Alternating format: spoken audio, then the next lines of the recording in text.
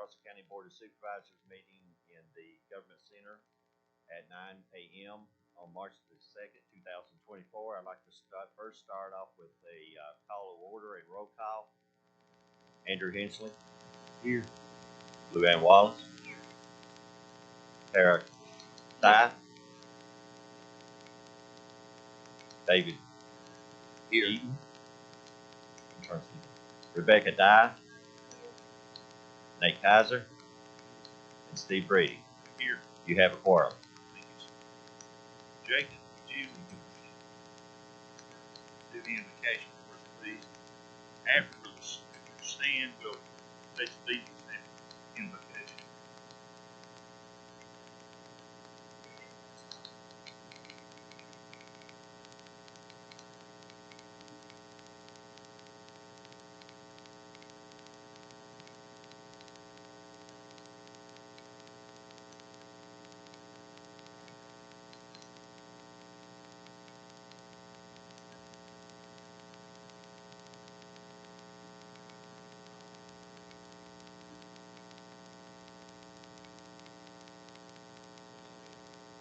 Join pledge allegiance to the flag of the United States of America, to the republic which stands one nation under God, indivisible, with liberty and justice for all.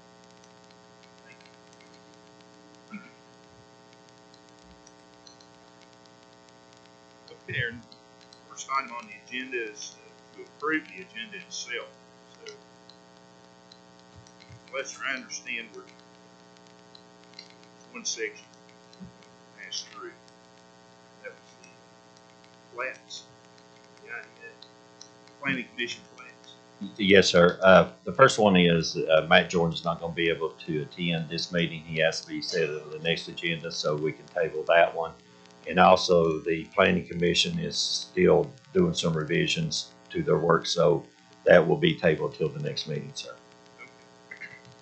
I need a motion to approve the agenda with those changes. So moved.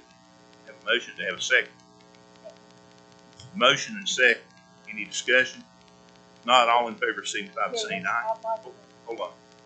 I just want to say that in my packet, I don't have the number 6 reports or number 7, but I asked Lonzo to clarify, but I do not have 6 or 7.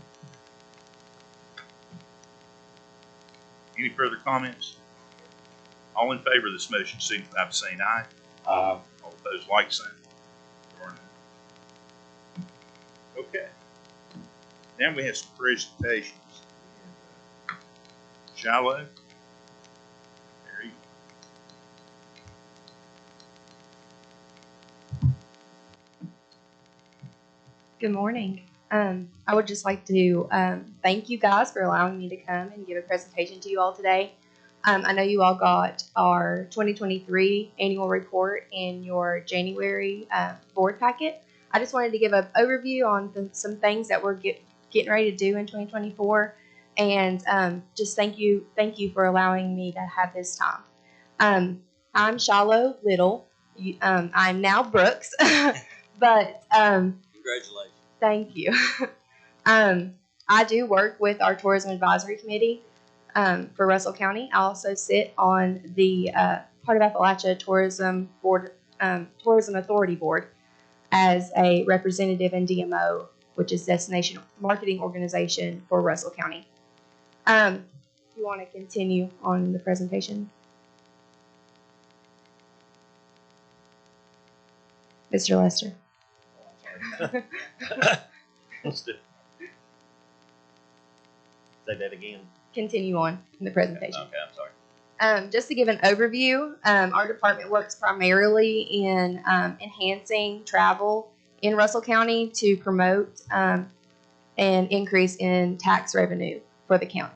So we work with a lot of organizations. We work with Heart of Appalachia.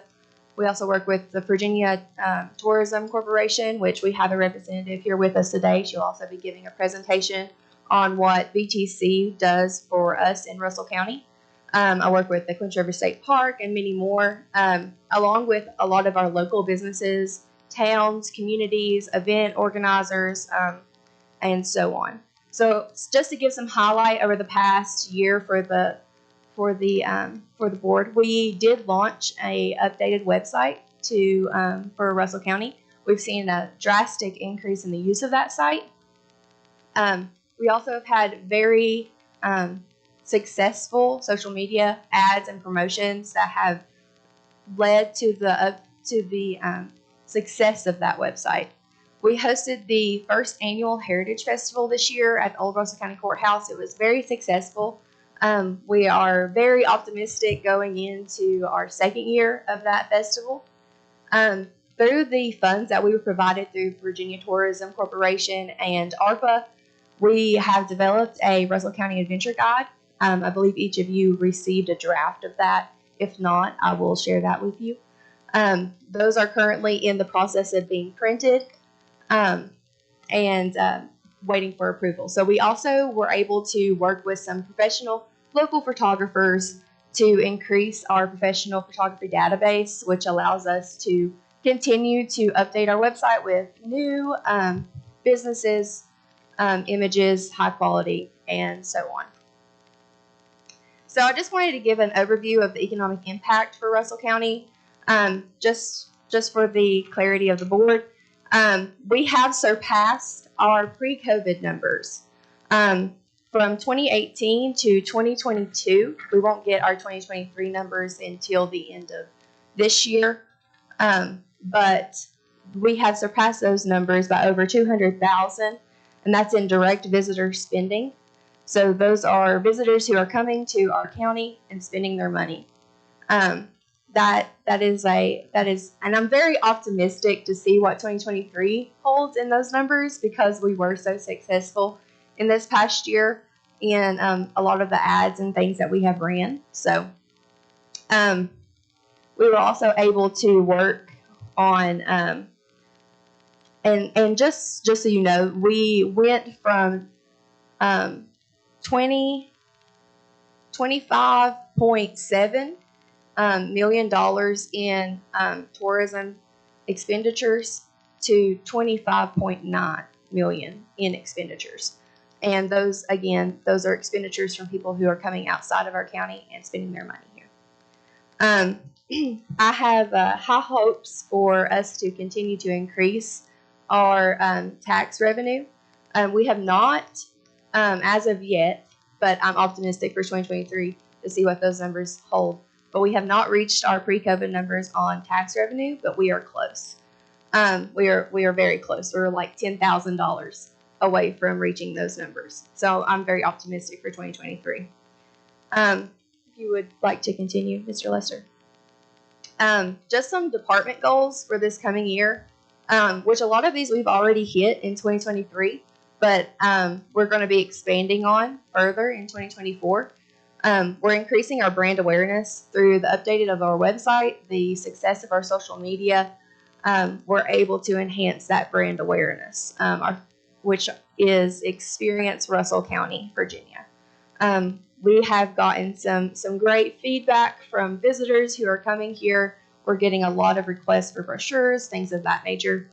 We also have our content marketing goals, which is showing and engaging with our specific demographic, and which also continues into enhancing our partnerships. We're enhancing our partnerships with local organizations. We're enhancing those partnerships with local businesses.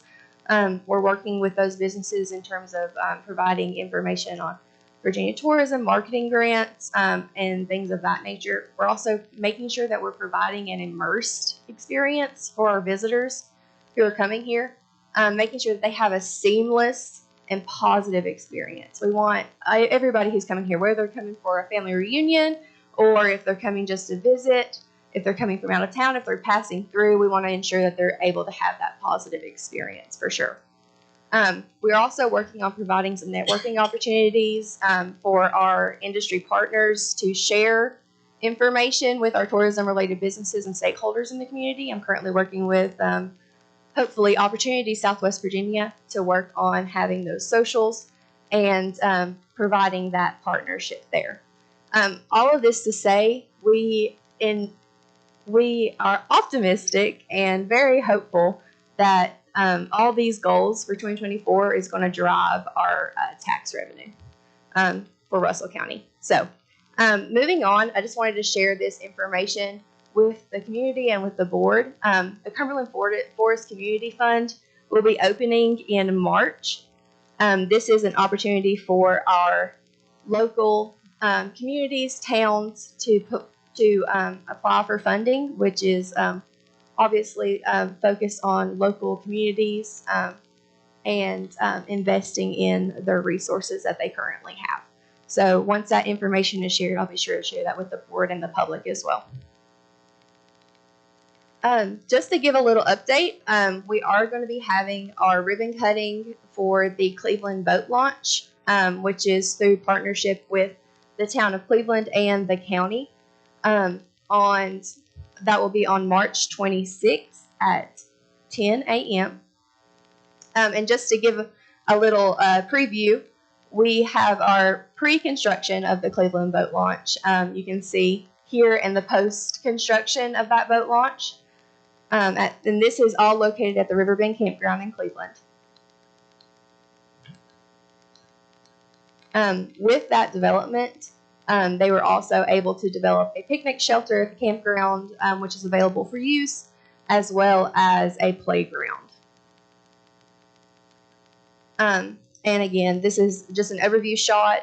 All of this was in partnership with the Nature Conservancy and the Cumberland Plateau Planning District to be able to provide this opportunity for this enhancement in the town of Cleveland.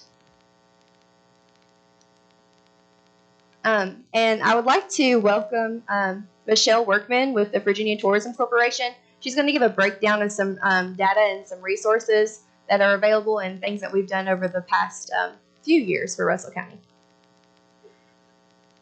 Good morning, everyone. Thank you for having me this morning. I am Michelle Workman, the Senior Destination Development Manager for Virginia Tourism. I get to work and live in this region and help people like Shiloh and our other tourism GMOs and tourism businesses and tourism product initiatives in the region. So Virginia Tourism, our mission is to expand domestic and international inbound and motion picture production to generate revenue and employment in Virginia. And how do we do that? By promoting the Commonwealth as a great place to visit and have your vacation. So I have some packets of information I gave out to all of you. One of them has our travel guide. So this is one way we promote the state as a travel destination. And you'll see this is the Carter Family Fold edition. So we're celebrating the 50th anniversary of the Carter Family Fold. So if you can take a look, we have some great events coming up through this year. And if you want to change the slide. Okay. So Shiloh talked a little bit about your county levels. First, I'm going to hit on our state economic impact. So we saw $30.3 billion in visitor spending in 2022, and that is a 4% increase over our 2019 levels. So we are going in the right direction, and that is a total of $83 million spent every day in Virginia. Thank you. And I won't hit on this too much because I know Shiloh did. So with that being said, Russell County is actually the third largest contributor for visitor spending in the heart of Appalachia region, and that sustained 4.5% of Russell County jobs in 2022.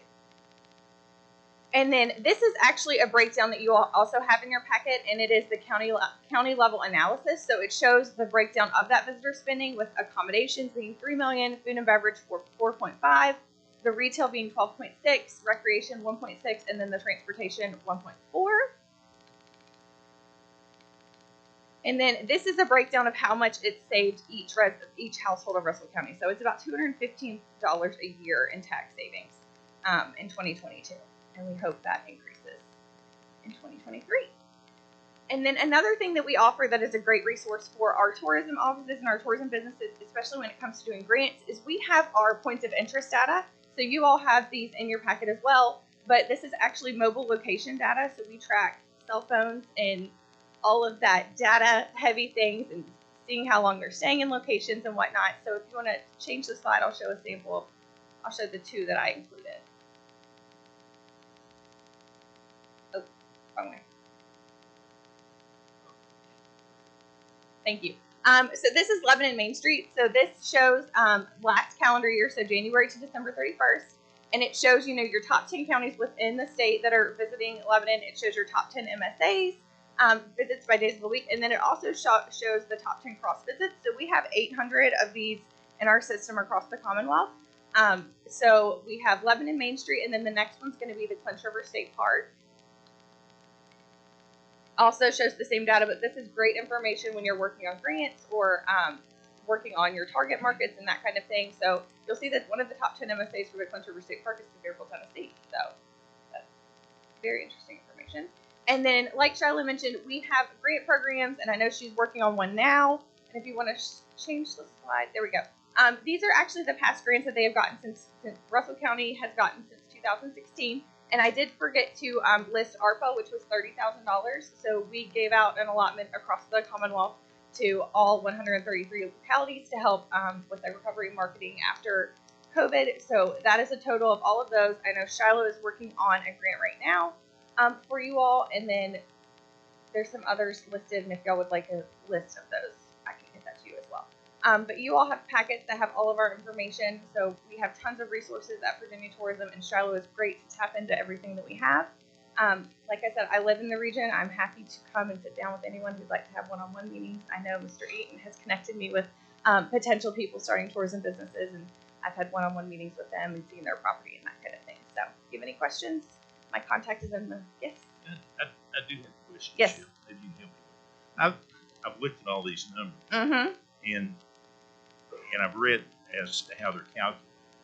And visitation and tourism, really, tourism is lumped in visitation. Is that right? Because as I understand it, you correct me if I'm wrong, as they calculate these numbers, they take all the hotel receipts, motel receipts, restaurant receipts, and they total it all up, and that's where you derive your numbers. Is that right? So we actually also work with the local treasurers. So we actually ask for your locality data as well. So, and that's all compiled and done through tourism economics, and our research team looks through that. Yeah, but visitation would include people that are there for business purposes. Yes, it's a 50. You have to be traveling outside of 50 miles. So we count 50 miles. Yeah. Yes. Correct. Well, so this, when you say these are tourism dollars, are not true tourism dollars. That would include a lot of work dollars. Would they not? It would include business travel. I would, yes. Well, okay. That's the only question I have. Okay.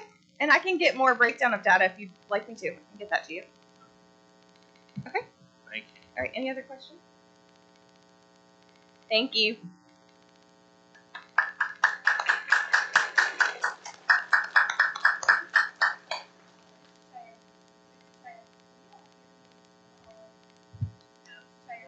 Yes, ma'am.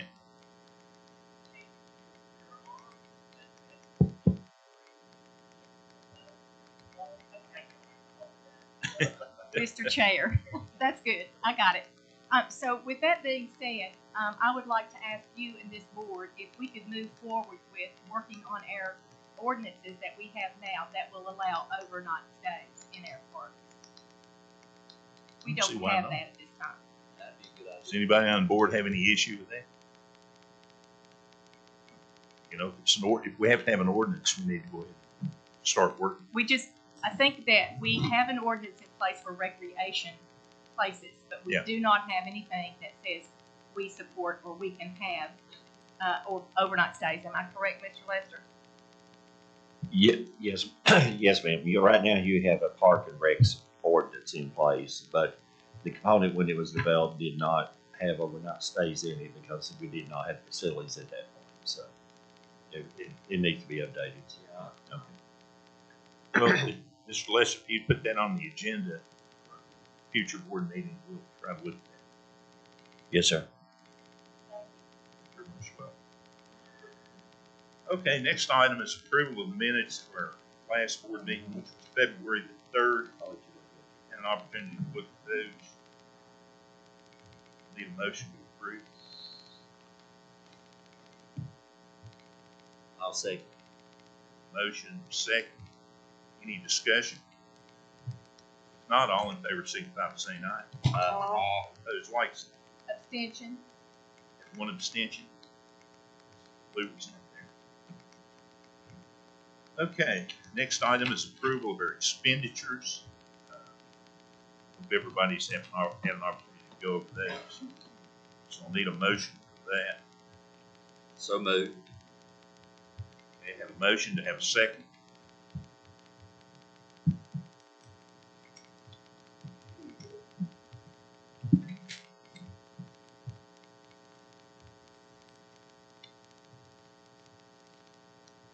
Need a little I'll more give time. you a second. This is moving forward on this, right? Yeah. Yes. Okay. Second. So I have a motion and a second. Any further discussion? If not, all in favor, signify by saying aye. All opposed, like sign.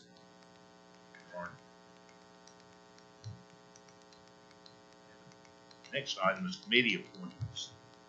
I don't think we have any appointments that have to do with this report. Chair, Mr. Reed, currently, as the board has directed, excuse me. The board has directed, all new applications to be put in for the board, the authorities, and the committee. So they're coming in, and we also developed a new application, and so some of the ones that came through at the first are having to re-put back in, so we're compiling those, and those will be ready for the board at the next meeting. Okay. Down to citizens' comment. Somebody can read the signage. I don't think they could hear you. Hello? Alonzo, Yes. I need the tech guy over here. My internet's not working. Can everybody hear me?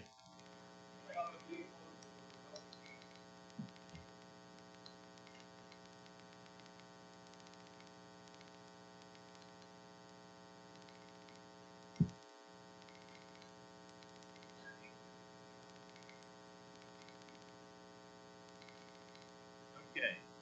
As I call your name, we'll call in order. As I call your name, come up to the podium. Please be sure to speak in the microphone. State your name and your address. So first name, Dana Tucker.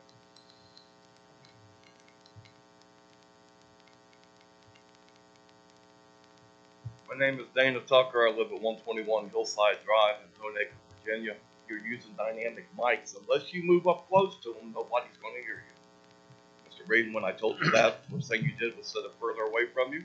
I couldn't hear you, and I know nobody else back there is going to be able to hear you. You have to get up close to them. On May 1st, 2023, you placed in your minutes that you went to executive session and you were talking about legal matters that concern Moss 3.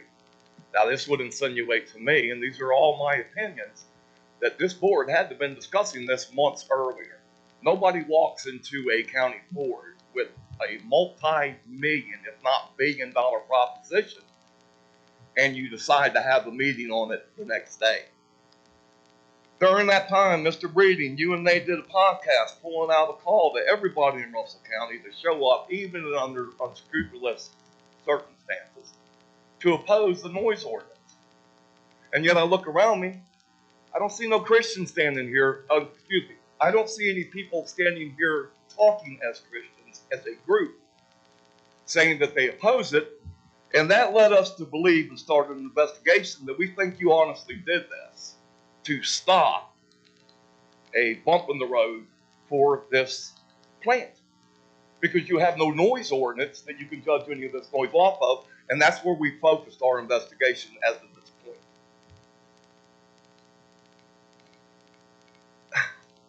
We have a website that's open to all Russell County citizens, saverussellcounty.com. You made a comment that you didn't hear from a whole lot of people. I didn't see it. I think I seen it once. I don't know what it was about. But so far, at the end, or hopefully the middle of this month, we expect to break 500,000 page views. People are starting to understand this. Every board member sitting here can put your name on Google, just your last name. Type in Moss 3 Mega Landfill and you're coming to our site. Okay? And we're going to tell people what you're doing. And we're going to get their opinion. Now, oh God, I hate this part of it. You make enemies when you don't even try to. Miss Wallace, I have nothing but respect for you. First time I think I ever talked to you in person was when I walked up here earlier. She's the only one that contacted me back when I offered to provide my services of 47 years as a dedicated sound engineer to walk you through this noise ordinance process. I have the meters that you would have needed. She's the only one that contacted me back. Just so you know, when you say you didn't get the email, webmasters, and you can verify this with your county administrator, that man's a lot smarter about tech than I thought he was, or he gives the impression of. And we can tell exactly when it was open, what IP address, instantly. If you ever wonder how the cops come kicking in your front door because you're trying to pick up an 8-year-old little girl, they use the same system. Okay? The tourism, what these ladies just talked about in these statistics, I've never heard those before. Yeah, 36. Okay, I know that we're probably close to one of the poorest people or communities in this state, and those tourist dollars should tell you people enjoy camping. That's what they do. They take their families and they go out camping. Okay, so until then, if y'all pass this, I will publicly refer to you as public probable murderers for future generations. I'd like to have this officially submitted into your minutes. That way, if I take you to court or you take me to court, my defense will already be in your own paperwork. Thanks, Sam. Sarah Duncan. I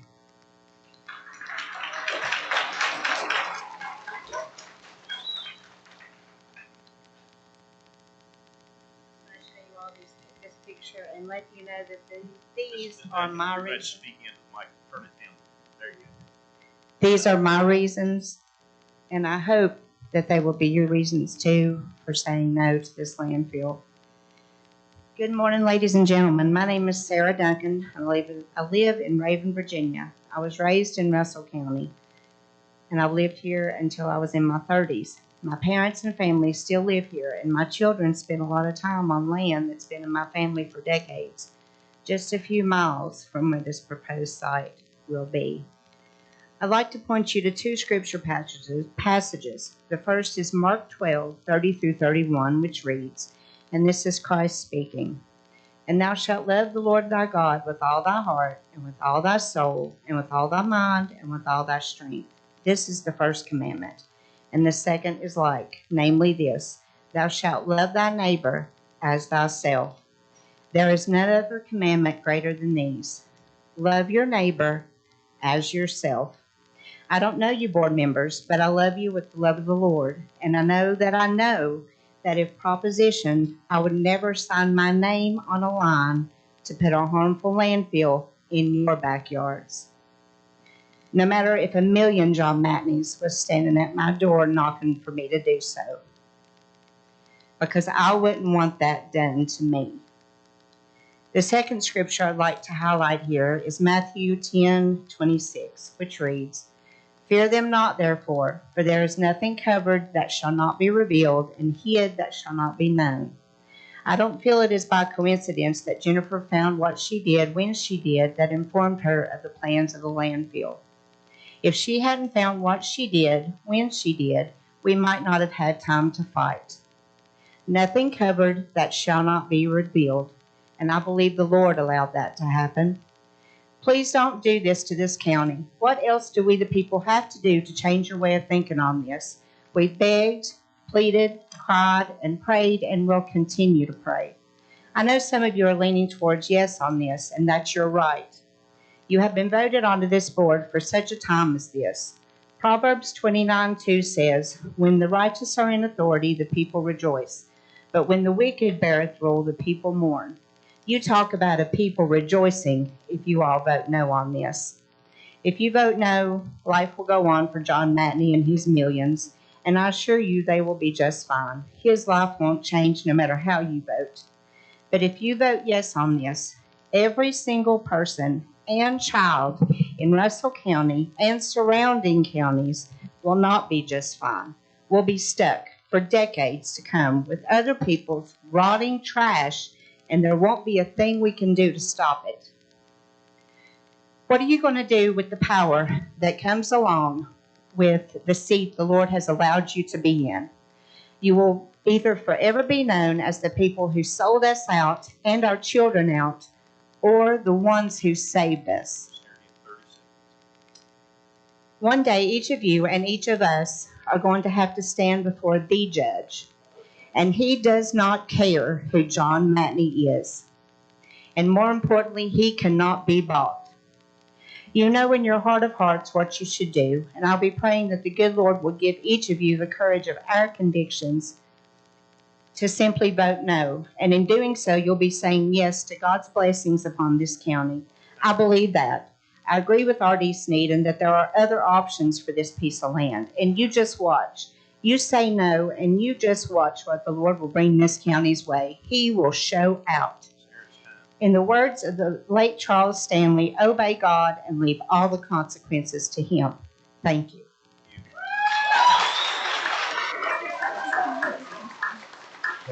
Josh Burgess.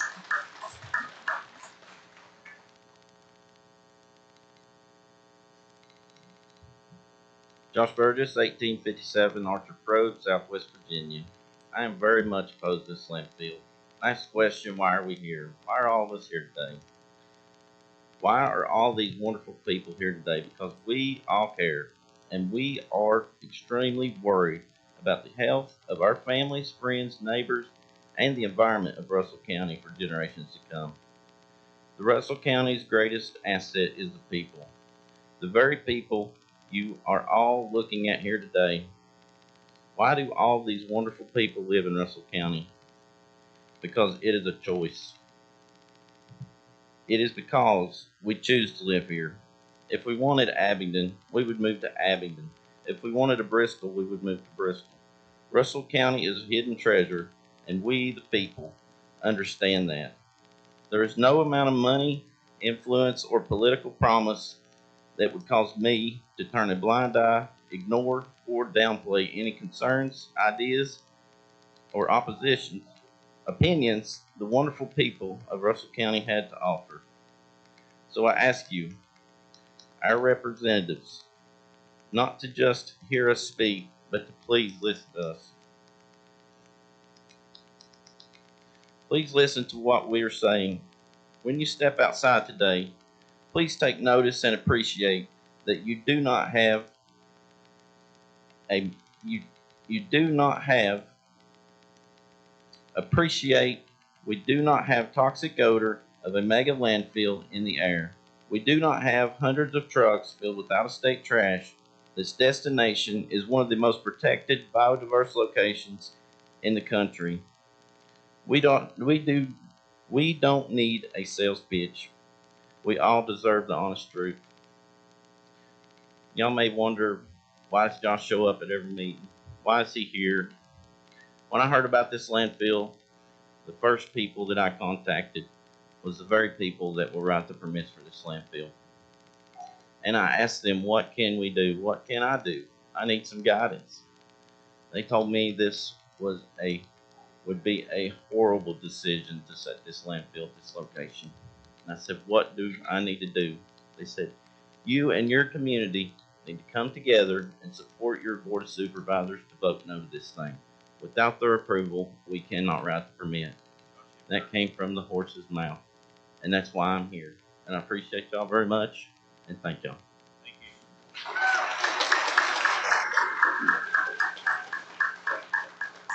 Michelle Vance.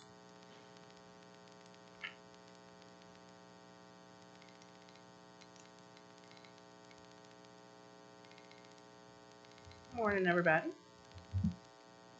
Michelle Vance. I live on Willow Springs Drive. Also own Something Special Auctions, Antiques, and Firearms. One of the things I just wanted to come up here and say today is when you all are trying to get businesses to come in here to Russell County, which I think is wonderful, please don't forget your small businesses. My business is growing by leaps and bounds. I am running out of room. There is no room here in Russell County. I'm working on a few things that I'm hoping that I can get done. But we need more space. Space is not readily available here in Russell County for businesses that are medium-sized. And we need it. So please keep that in mind. The other thing that I want to do is I want to formally everybody here tonight at 6:30 at 423 Railroad Avenue in Honaker. I will be having a rally for Chuck Smith, who will be running for Senate against Tim King. We are trying to collect signatures to get him on the ballot. I will be in the back here after the meeting if anybody would like to sign. And in no way does this say that you support him, that you will vote for him, or anything like that. It just puts his name on the ballot so that we have him running in the primary. Other than that, just remember your small businesses that are already here and already making an impact in your county. Thank you. Betty Dickinson.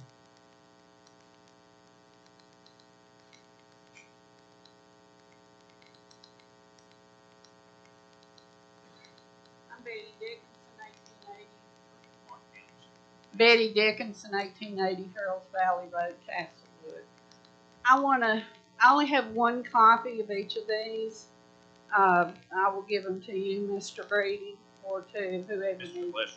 Okay, Mr. He'll Lester. make copies. The first, they're both factual information. First is a scientific paper entitled Environmental and Socioeconomic Impacts of Landfills. This is an international study authored by multiple published and cited experts that are outside the influence of our state or local entities or persons, so it's completely unbiased. It's quite technical, a bit lengthy, so if you will look at it, you'll see I've taken the liberty of highlighting pertinent information, key findings that this paper has. After looking at this, there's many more studies out there. Is it a wonder that we're also against this landfill coming to our county? The second of these is a graphic taken from our own Cumberland Plateau Planning Region and Local Action Plan Summary in 2016. You can see right pretty easily the red area, the only red area in this Cumberland Plateau that indicates the PSGC, Priority Species of Greatest Concern or Need. Tier 1, these are critical conservation species that face extinction. They're in Russell County, nowhere else in Cumberland Plateau, right where this landfill is going to go. I have yet to speak to anyone, even in this county or outside of this county, that is for this landfill coming in here. No one. You can raise our taxes and ruin our property values and environment. We pay either way. But at least if you raise our taxes, that only costs us money. If you put in a landfill, it will cost us and you much, much more than money. You do have the power to stop this. Vote no, please. I'm done. Thank you.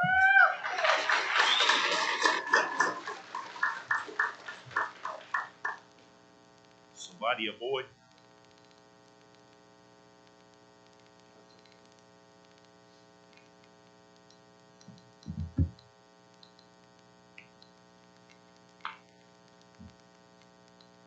Good morning, everybody.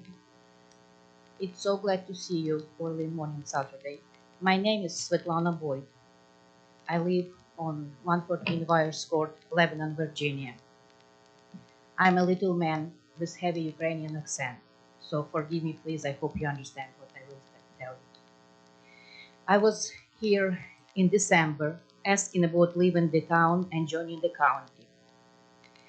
I have come here today to check if anyone has any update or information about that. Between December meeting and now, I have been doing some research. And I found out that our property is not actually with the town limits. During the public hearing back in 2007, by the town and county, they voted to have a boundary adjustment which included our property. However, the map wasn't updated and wasn't recorded by the clerk of the court.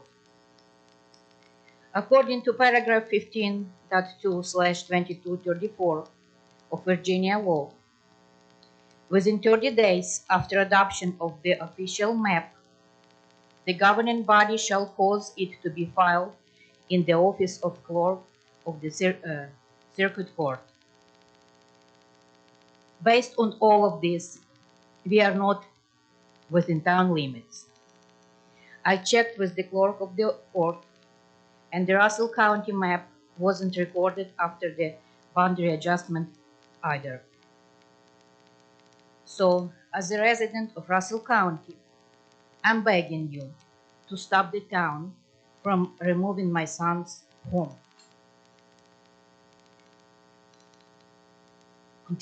And preventing him from living here. The court has ordered me to move his home by March 13. I urgently need your help in this matter, Mr. Breeden and Mr. Kaiser. My family and I, we vote for you. You're representing us, so I'm asking you here today, help us, please. Mr.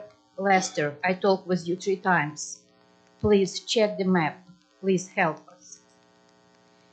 And I have a short message for citizens of the Russell County. Okay. I would like to tell you that I'm so proud to be an American, and I'm so grateful that I live in this country. And this country was built on this very important book. This is our law, and this is another book. Please don't let our government take this away from us. I moved here from country which don't believe God. Believe me, it's wrong. Thank you very much. Thank you for your time. Jared Ring. Steve. 1 second. Mr. Ring, will you give me 1 second? Mr. Kilgore?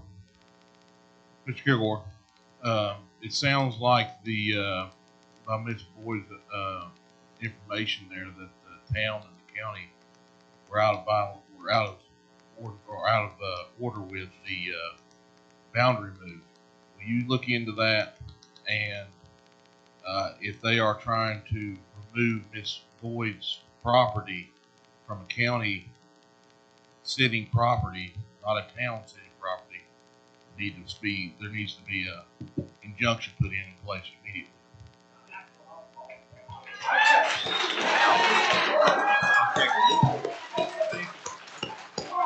Hold it down, please. Hold it down, please. Hey,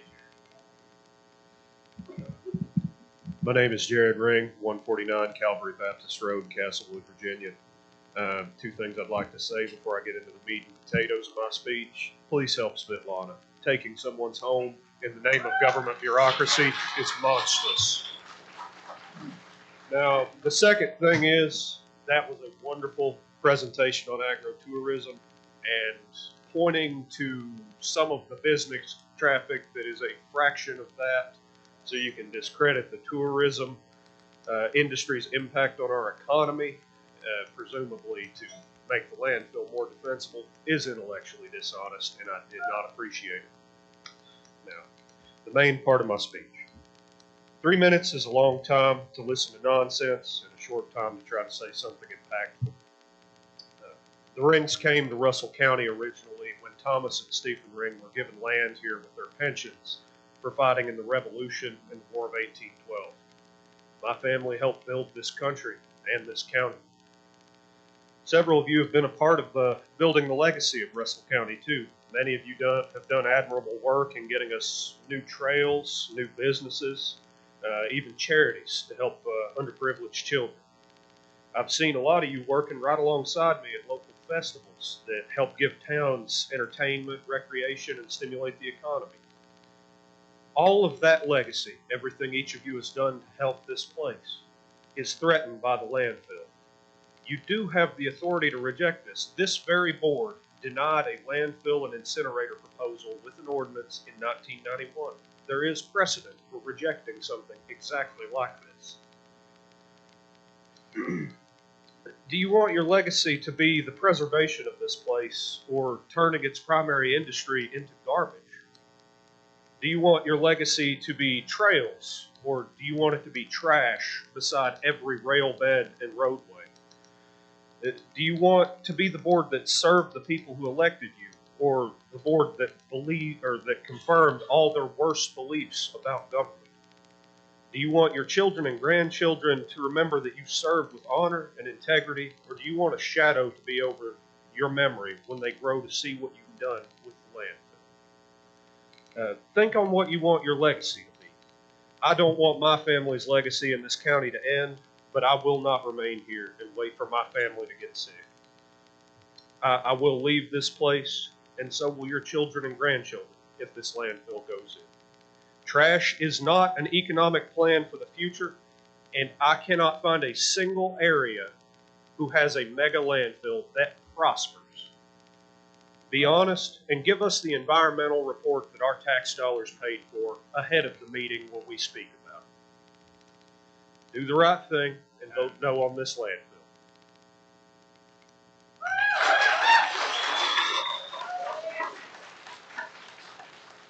Sherry Patton.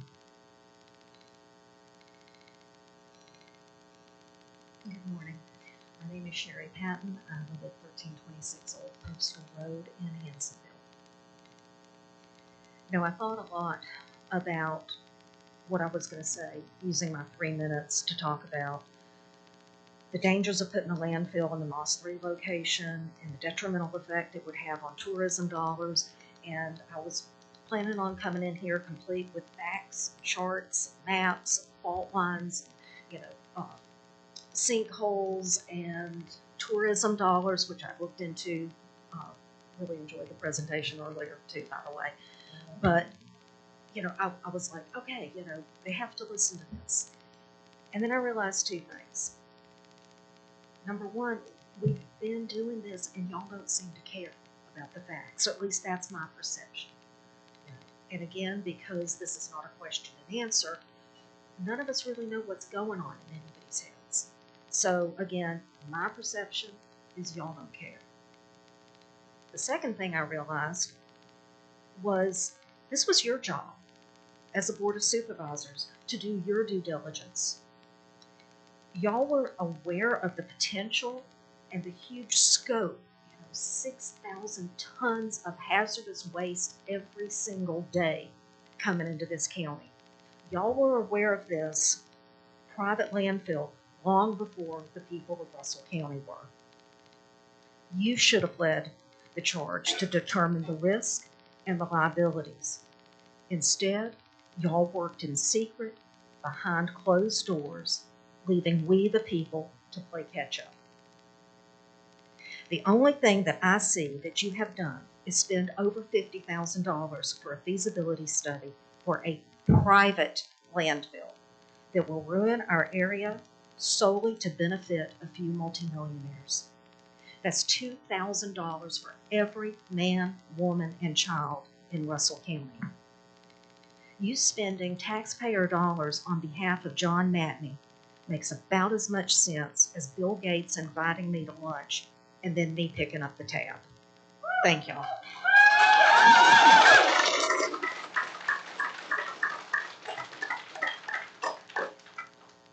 Tammy Garrett.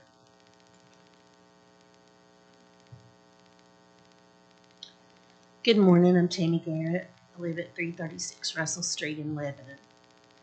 I'll begin with the known hazards and dangers of landfills, the pollution to our air, water, streams, and groundwater, land, associated vermin, noise and smells, and the damage to our roads. Taxpayers of Russell County will eventually pay the price for all these types of pollution. We know from research that all landfills eventually leak. I've presented that information before. Taxpayers will pay for that as well. This landfill will be a mega landfill. It will eventually be almost as big as the largest one currently in Virginia. That landfill is in Waverly, Virginia. It's 1,300 acres. This proposed landfill is to be 1,250 acres, and will be used for decades. And that's according to Russell County Reclamation in their printed material. The largest landfill in the world is the Apex landfill in Nevada. It's 2,200 acres. At capacity, it accepts 10,000 tons of garbage a day. This proposed landfill would accept 6,000 tons of garbage a day. Again, this will be a mega landfill. Would our tourism board want to add? Come experience Virginia's largest landfill. Next, how are the facilities at this site to be paid for? There's no infrastructure on the site. There's no wastewater treatment plant. No place for trucks and trains to be washed out. Where would this remaining waste and wastewater go? Into the streams and the groundwater? Onto the land? There is an abandoned underground mine, Chain Creek Deep Mine, that runs 8 miles deep there. No problem for the water to seep in. Our group, Say No to the Landfill at Moss 3, which has over 2,000 members on Facebook now, has found enough evidence to show that this project has been mishandled and misrepresented from the very beginning. Board members should be extremely hesitant to vote in agreement for this landfill until further evidence is forthcoming. This project should, in fact, be started over with transparency and with a citizens committee. Okay, that's required by code. Last, I ask that all printed documents submitted from past meetings and from today should be entered into the record of these meetings. As it appears, the county administrator has not shared all the presented information with board members. Lou Wallace and Nathan Kaiser are the only board members who have responded to my concerns. In solidarity.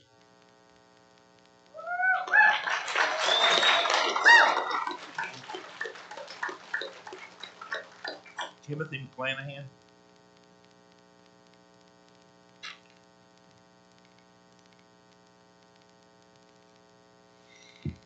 Timothy McClanahan, 188 Sykes Drive, Honecker, Virginia. Well, I wrote 2 or 3 things to say. I'd kindly come here to, I guess, plead on your moral Christianity views. It seems like some of them's already beat me to it.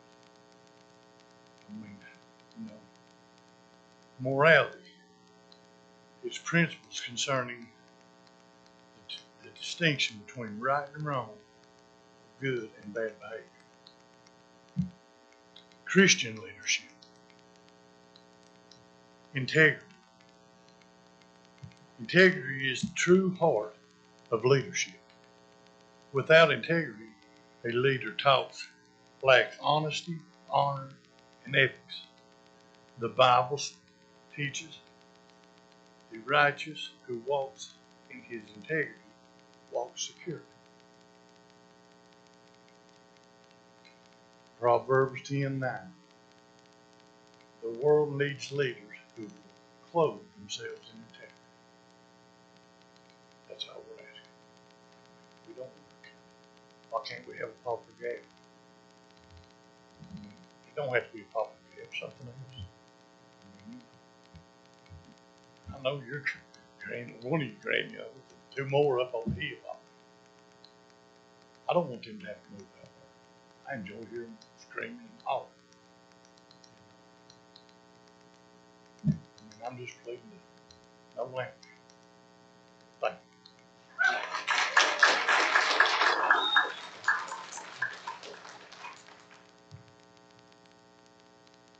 Randy Collins.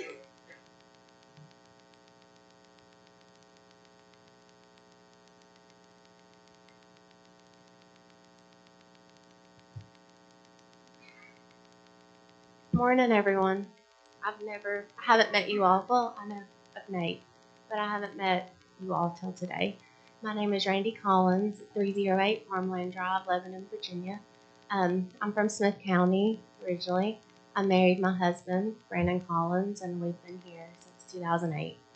I love Russell County. I love Southwest Virginia.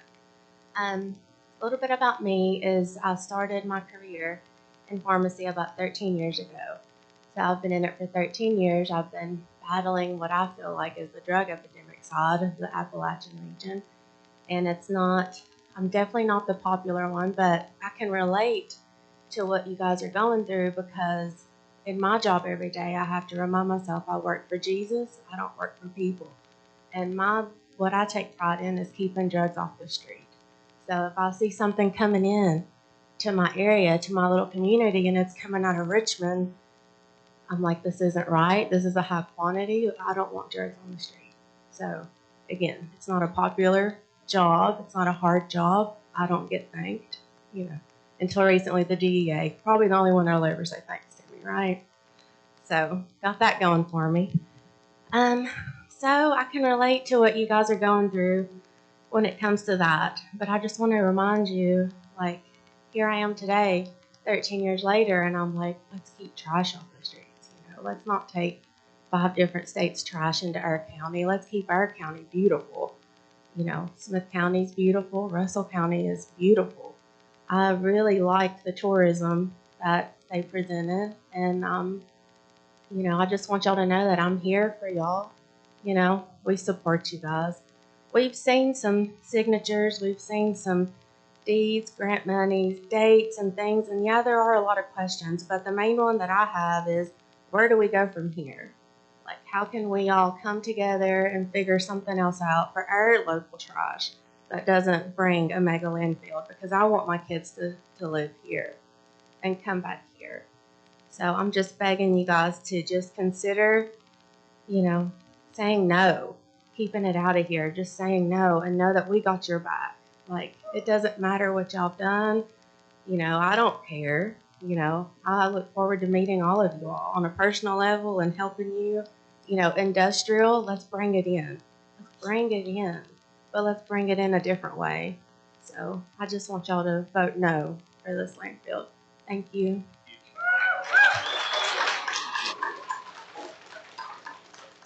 RD Sneed. RD.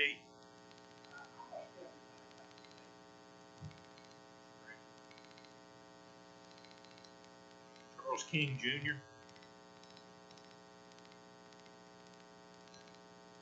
Good morning. I'm not going to take time to speak against it because we've got plenty of people here that have already done that. However, I will say this. Hypothetically, if this facility is allowed to come into the county, it would be my hope that as much revenue as possible would come into the Russell County coffers. Because I don't know if people are aware of what's happening over in Tazewell County about the tax assessment. I know one person said they were concerned about taxes going up. A 40% hike in taxes. I don't know what's going to do y'all, but I know what's going to do me. And it's something we need to all be thinking about. Once again, I'm talking about past this if it's approved. That people who steward this see that Russell County gets as much revenue as possible out of it. Thank you.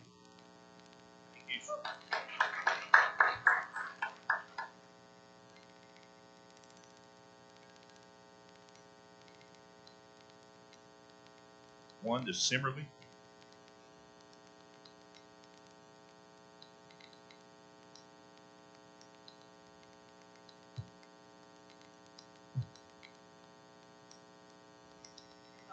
My name is Michael Simmer.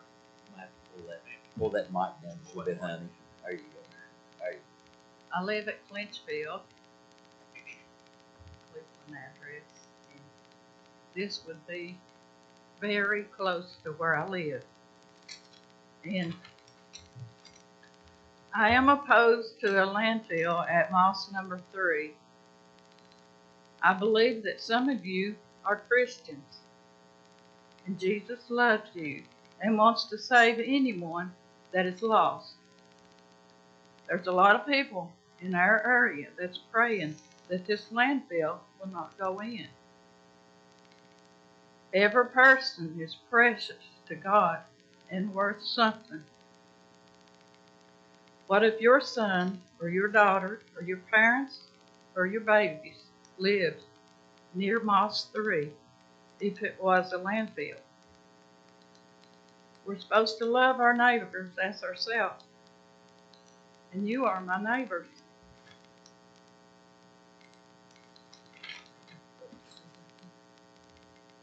honesty in business. In Hosea 12:7, the merchant uses dishonest scales.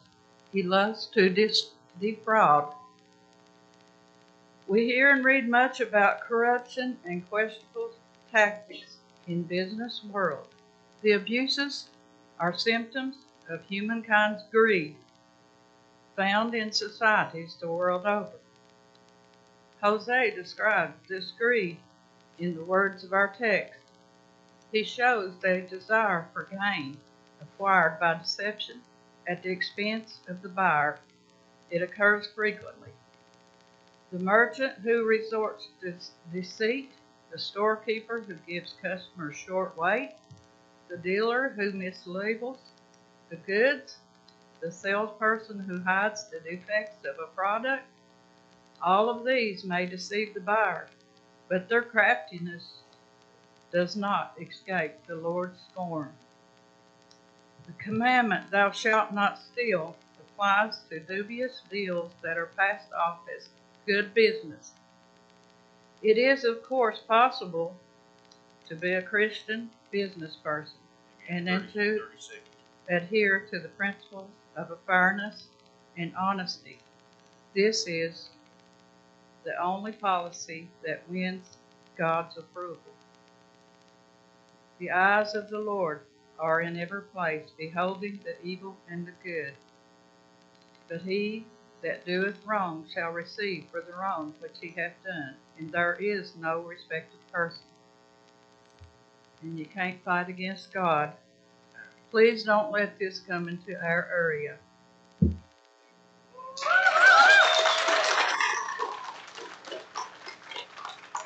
Brief, I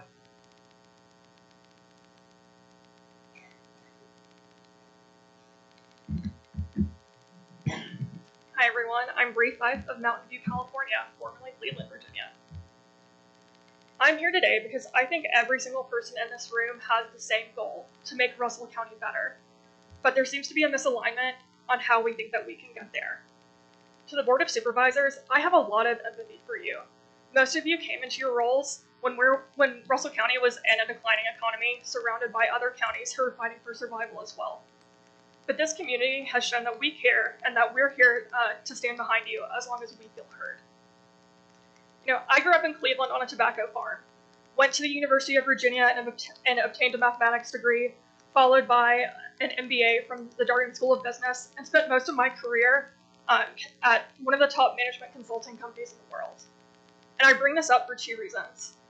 One, there seems to be a misperception that our community is stupid, and that's been used as a reason to dismiss many valid concerns that the citizens have raised. And, you know, I say all the time that some of the folks that I grew up with can go head to head with all of the brilliant folks that I work with. They just didn't have the same privileges or chose a different lifestyle. The second reason I bring this up is to show how incredibly qualified I am when I say that this landfill is not a smart financial decision. Any tax revenue gained will likely be offset by the cost of the damage it will cause to our incredibly biodiverse natural resources, as well as the declining population of folks moving out of the county. Not to mention the opportunity cost of all of the industries that will not come here if there is a mega landfill. You know, I'm sure Russell County Reclamation has sold you on the potential of the landfill. Maybe the methane can create energy. Maybe the leachate can be used to cool data centers. But their job is to sell you on the upside and not the downside. When you look at the risk profile, the downside of damaging our most precious resources and our agricultural economy far outweighs any maybes and mights that they're trying to sell you. And I'm sure the coal executives made the same sells when they were giving millions in bonuses to the executives, while the miners, who quite literally broke their backs for them, couldn't receive health care. And I'm sure that the same thing happened when Purdue Pharma sent their sales reps into our region first to market OxyContin. And it's time to look at these unethical corporations in the face and say no more preying on Russell County. Thank you.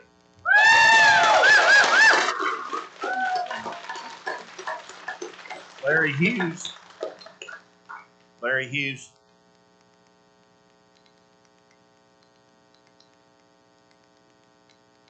really come. My name is Larry Hughes. I live at 30 Glory Hall Drive in Lebanon.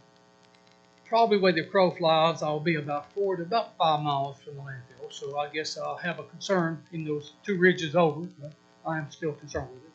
I do want to thank the board for stepping up and representing the citizens of this county. I know we have a very diverse background. We got people in the business degrees, the business around business, engineering, farmer background, the school system, again, parents. And I hope you take your background as a very cross group of people and come together with a reasonable conclusion. I would ask as a board brought you members up to steam, up to current business operations for what problems we had in the past and what we're faced with. So we need to make sure we are being trained that way. They're not. They need to be aware of that. You are elected to represent the people. And again, I've got mixed emotion on this landfill right now. I'm still torn. But I think we need transparencies in all your dealings. I don't think there's been enough transparency in the past with this board to come here. I know first time I heard about this landfill was probably in June of last year, 23. And I think it was well before then, I'm going. So if it's knowledge was before that, that should have been brought forward to people so we would have, we feel like you're stuffing things down the throat without giving us a chance to know what's going on. That's not good. You represent us. Transparency is important. The landfill is a legal status. Can the county stop it? If you can, you need to take this in serious consideration. If you can't stop it, just tell it it can't be stopped. It's going to be a done deal. Then let's make the best of it. Do what you can to protect the citizens. But again, if you can't stop, you need to listen to people. That's what the people want. But the county is going to have a landfill somewhere or some way to dispose of the trash. I don't think we won't be running into problems in the near future if we don't have something this way done. But again, listen to your concerned citizens because we elected you to represent all the citizens of the county. Some those for it and those against it, for all of us. Again, concerned citizens, again, I have my concerns with the landfill. If it fails, if there's a failure, if this company comes in, they get it going, they realize they're not making money, they file bankruptcy and we walk away. Do we have high enough bonds that will take care of the environmental impact to clean this up? Or are we going to be stuck with it? Like so many things we are. So again, that needs to be make sure you're taken care of. Again, health concerns. I've got kids, grandchildren, great-grandchildren. I'm worried about that. I don't know whether it can be done, whether it's been done right or not. They say there's many landfills in the United States don't work well, and other ones are not. Bristol's a prime example of one's not. So again, there's a funding problem. When money's got tight, the landfill got bad. So that worries me. If the businesses get tight, well, this landfill gets bad. So those are things I hope you're taking into consideration. What's the environmental long-term effect? Is it going to hurt our families? Is it going to hurt our kids? Is this going to hurt our nation, this county, the citizens here? Is it going to hurt the land value? So those are things you need to really be considering. I don't know. I'm sure you are, but I'm telling you these things I'm worried about. Again, we do need to have a landfill, I think, in the future, how we're going to do it. Need to, again, just make sure we develop something in the future. Again, I am quite emotional about it. I'm not sure. I'm sure myself. Thank you. Where's Christian? Forrest?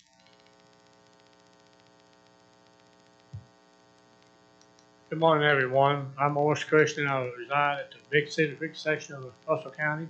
I want to say I've served on this board for 4 years as supervisor at large. When I was campaigning for that position, I told people I would vote the way I thought was right and best for the citizens of Russell County. And when this landfill situation come up in the Chamber of Commerce forum, I let them know that we would acquire a consultant and advisor on this landfill situation. And I very soon took the position that I'll be against the landfill. I've been against it since. When I campaigned for this last season, I put out on Facebook, newspaper, my political handout, that I was a no for the landfill. Today, I am still no for the landfill. I do not support it in any way. Like I spoke at the last board meeting, I know we're going to have to do something with our trash here in Russell County for the Russell County citizens, but that doesn't mean that we got to open up Russell County for all the other counties of Virginia and subject to all the states in the United States. So we're going to have to get a solution to this, but I do not think that we need that they get put before us as a landfill for Russell County. So let's think hard and sincerely what is best for the citizens and see if we can't work out something besides what they got proposed before us now. Thank you very much.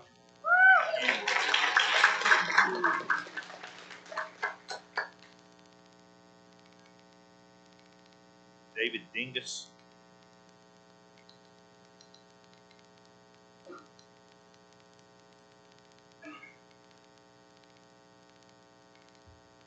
My name is David Dingus. I live on Gravellick. On the way to this meeting this morning, my father and I measured it. So this landfill is going to go in about 3.5 miles from my home. I've been a resident of Russell County for 44 years. I'm fortunate enough to live in my family home. And along with some of the other folks here today, I expressed concern over this landfill coming in. And as I understand it, this is completely up to the Board of Supervisors on whether or not this landfill comes in. According to the emails and the information that I've read, the delegates say that this is completely in the hands of the Board of Supervisors. And from standing here today, I don't understand what we're doing here. Like, I don't understand why this can't be addressed quickly. You guys have the opportunity to set the minds of several concerned citizens at ease. You know, like the lady over here said earlier, I think there's a misconception about the level of intelligence of the folks that live in this county and why I do not have a degree in, biology or environmental studies. What I do have a degree in is human behavior. And I think it's quite clear that anything that is done in the dark is meant to intentionally to be deceptive. We're not going to be allowed to see the environmental study. That to me, it doesn't appear deceptive. It is deceptive. I would very much encourage you, since you do have this power, to say no to this landfill. I, like some other folks here today have said, I could have left Russell County. And I hear folks all the time say, oh, there's nothing to do here and it's awful here. Well, that's not true. It's what you make of it. And I decided to stay here because I love it here. And I have a family here. And I want my family to stay here. And I cannot stand up and spout lots of facts and figures for you. But somebody mentioned empathy. And for you folks, I would encourage you folks to use a little bit of empathy. How would you like trash to be piled up in your backyard? How would you like folks to decide you're going to bring trash from other areas and put it in your backyard? Well, that's all I have to say. Thank you.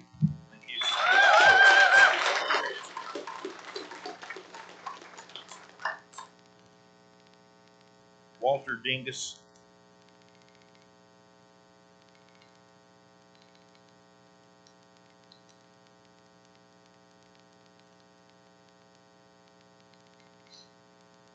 My name's Walter Dingus. I also live on Gravellick for 5 generations in this county. I don't know how long all you've lived here.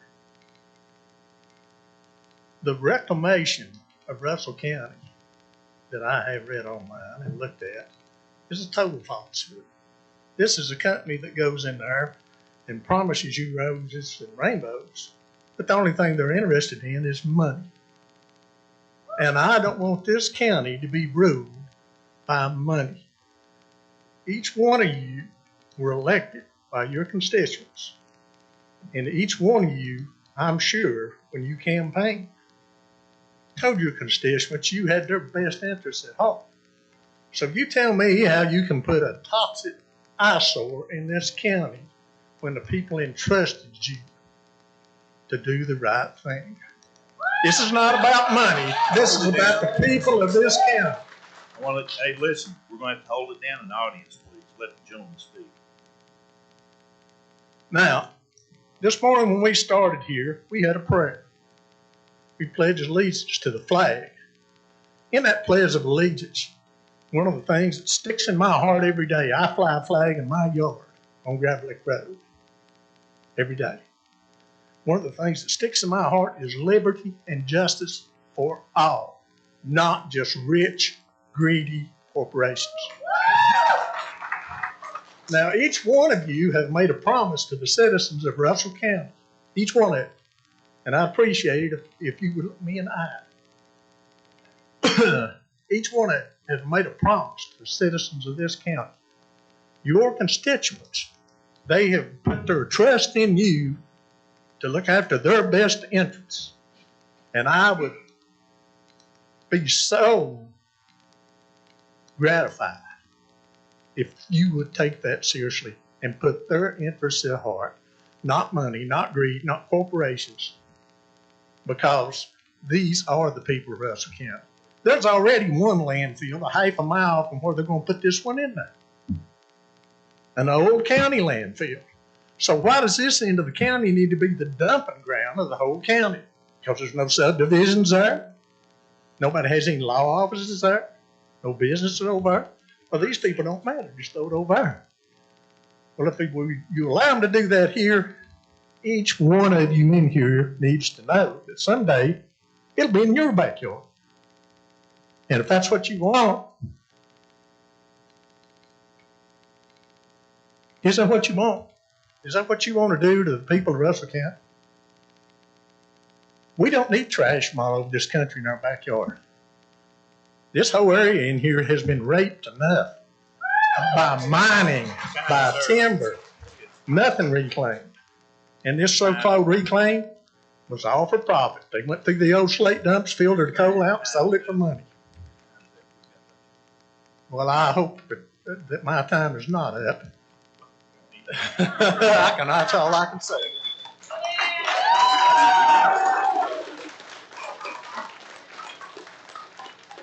Dr. Amy Branson. Amy. There you go. My name is Dr. Amy Branson, and I've spent years in regulatory compliance, and usually if something seems fraudulent and inaccurate, it is. I'm begging the board to consider all the other information that we have that potentially shows that this is a convoluted inside job to destroy our community and make money. Not to be the saving grace to the county that they promise that it will be. The board has stated time and time again that Delegate Kilgore is not the board's legal counsel involving landfill matters. But when my FOIA request for the Potista study, which was contracted by the county and paid for by the county, was ignored by Mr. Lester, it was Delegate Kilgore who invoked legislative privilege to put off my court case conveniently until after the host agreement meeting. This is not a simple FOIA violation. This was a landfill matter. I should have the right to deal with the Board of Supervisors landfill attorney, Gentry Locke, not Delegate Kilgore.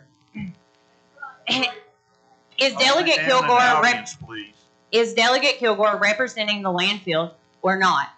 It seems this is the issue, and in this issue, he was. Delegate Kilgore participates in many agencies, including the Tobacco Commission and the DMME Ambler Advisory Board. Both these boards gave grant money to Russell County Reclamation and Project Reclaim with John Matney. The board states time and time again that they want full transparency. Then give us transparency. Give us the Potista study without us having to take you to court. Stop making every request for information impossible. Stop being so difficult with our FOIA request. Most of this information you should have provided to the citizens already. The Board of Supervisors and the IDA were both non-compliant with FOIA, and this could be easily remedied by providing citizens with what they deserve, information. If you want transparency, give us transparency. As citizens of Russell County, we deserve the information to make educated decisions. You're the problem here. You are withholding information and hindering our ability to even have input. The Board of Supervisors needs to limit the ability of the IDA after its many unsuccessful ventures. There should be more oversight in this process when there are millions of dollars of grant money involved. What happened to Project Whale? Even the town of St. Paul knows a bad deal when they see one, and we thank them for supporting our movement. They have written you a letter of opposition, so take heed. This won't negatively just affect the citizens of Russell County, but will have detrimental effects on Southwest Virginia and beyond. You can pass an ordinance to block the landfill. You can vote down the host agreement. You have the power to stop this trash train dead in its tracks. Please use your powers wisely, as others around you may not have. I would also like to take the time to thank the Tourism Board, Michelle and Shiloh, for that information. And if we had given them $7.7 million in grant money, we'd have a booming tourism economy.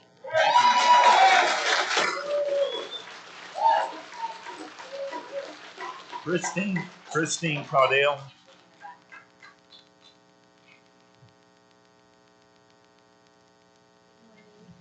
Is that okay? I don't want to point fingers. I don't want to place blame, but we do need solutions.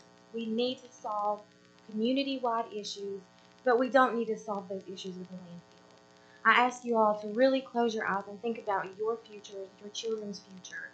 What do you see? You really do have an opportunity to be heroes. You know, for this whole county and even our neighboring counties. We could have one of the largest trail systems and state parks in Southwest Virginia if things are utilized correctly.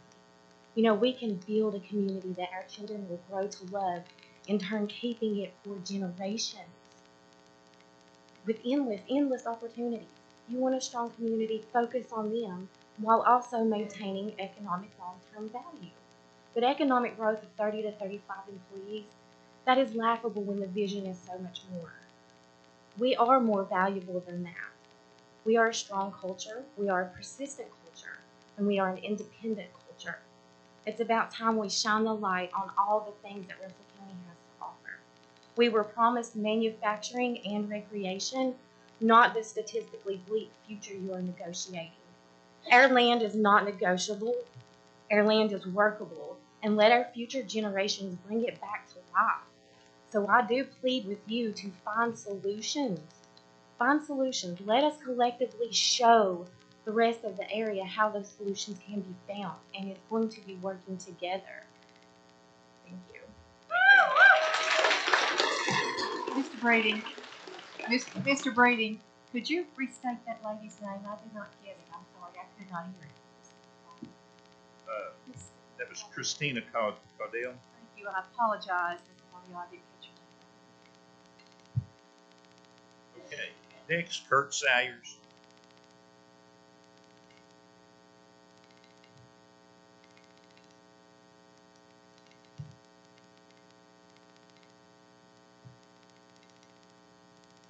Kurt Salyers, live on Carbo Road, Cleveland, and I'm here today to ask you all to vote no. I've heard so many rumors, and I haven't heard anything about how you all feel. And I think we deserve that. I think as citizens, we deserve to know how you all feel about it. There's an old saying that silence is golden. Well, your silence is not golden. It's deafening with the questions that we have as citizens. And the first question that all of us would ask, and I don't know the answer, is how do you feel about it? How are you going to vote? And I think we deserve that. I've been to the public meetings, and I heard what John Matney said. I know how he feels about us. He feels like that we're a sparsely populated area and a bunch of poor, ignorant people. That's basically what he said. And I need to know how you all feel about us. The people of Carbo have suffered for generations from the dust and the pollution that came from the power plant. They finally did away with that. And now you're going to put a landfill in here, and a private landfill. If the county needed a landfill with $7.7 million in grant money, and I keep hearing it called grant money, that's tax money. That came from somebody. And what could the county have done with $7.7 million? And as I drive down the Clinch River and I look at the water basin down through there, What could we have done for tourism with $7.7 million for the Clinch River area? The people of Cleveland have suffered too long and too much. And I heard this man that John Matney Harden brought up from Florida, and he quoted a lot of facts and figures.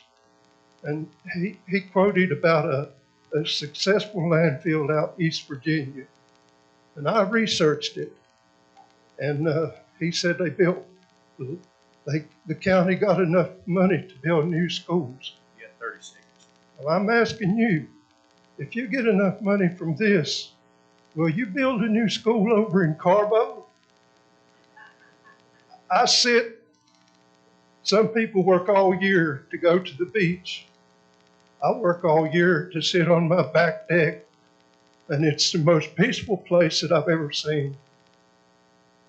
I invite all of you all, come to the March 8th meeting. You all say you can't answer questions here. 3 times then. If you come to March 8th meeting, you can talk there and answer our questions. Thank you.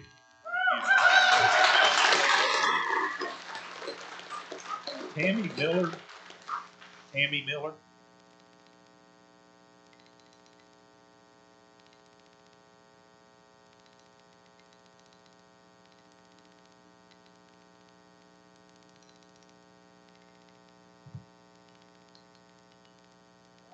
Get 2 for the price of 1. That's okay. Tammy and Larry Miller from John Sims Hill, just out of Fanning. We want it to be known to all of y'all that we do not want this landfill. You can sit back here and think about things and just say you do, but everybody needs to voice to y'all that we do not want this. We live right up on the hill from the train tracks that come through that's going to haul everything through. And we lived away from here years ago, and we come back home because we wanted to raise our children, our girl and our grandchildren here. And we just want you to take into consideration that all the people that have spoke to you against this versus the people that have talked to you for this. We ain't going to take no 3 minutes out. We just wanted everybody on the panel to know that we do not want this. And my concern is their children and their grandchildren, and health issues and asthma and everything that goes with it. It's going to take us all. And a lot of sick people here. That's my concern. Thank you for our time. Thank you.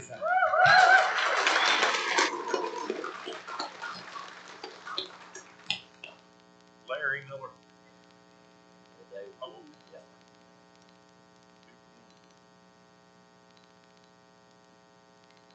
Chad Wiry, is that it? Is that your last name? Chad. Did I butcher your name? Harry. Harry. Hello, my name is Chad Terry, and I live out on Gravel Lick Road, just right down the road from Mr. Dingus. And it's about 2.5 miles from where we live there. And our water is the greatest water in the world that comes straight out of the tap. You ain't got to worry about buying bottled water. If anybody wants to fill a jug up, come to the house. It is the most amazing water in the world. And we don't want to be a third world country taking everybody else's garbage. They may think that we're a third world country down here below Richmond and Roanoke and treat us like that. And, you know, there's whole islands of places that have trash that's really, the islands are growing, but it's garbage. And if we do that here, you're going to have problems. Now, I'm not going to have any problems. But y'all going to have problems because I'm going to be dead in about 20 years. You know what I mean? Y'all's kids. Y'all's, legacies are going to be there, not mine. I just want to say no to the Mall Street plan. I think that everybody should stop thinking about the money for just a second and start thinking about each other. But that's me. That's my D, and I yield my time.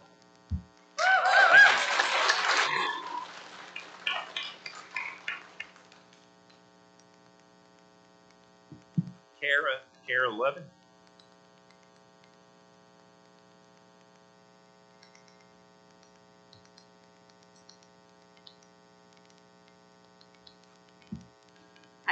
My name is Kara Couch. I'm a lifelong resident of Russell County. I've lived at 91 Barnett Hollow on Gravelwood for over 30 years, and I'm here to ask you to vote no on the Moss 3 landfill.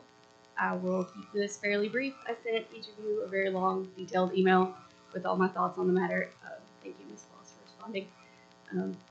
The landfill isn't in the best interest of anybody in this room, nor any resident of this county. I've yet to hear one good thing about this project from anybody inside or outside, which may explain the lack of transparency surrounding it.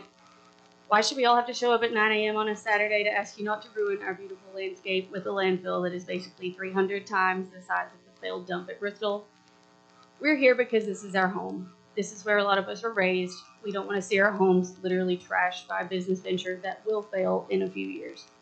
The environmental impacts are huge, the health effects are scary, the financial impacts will be enormous, and we, the citizens, will be on the hook for it. Do the right thing, please. You do have the power to stop this.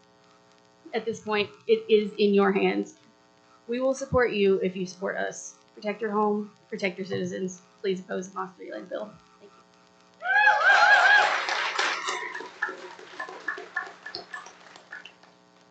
Jennifer Chumley.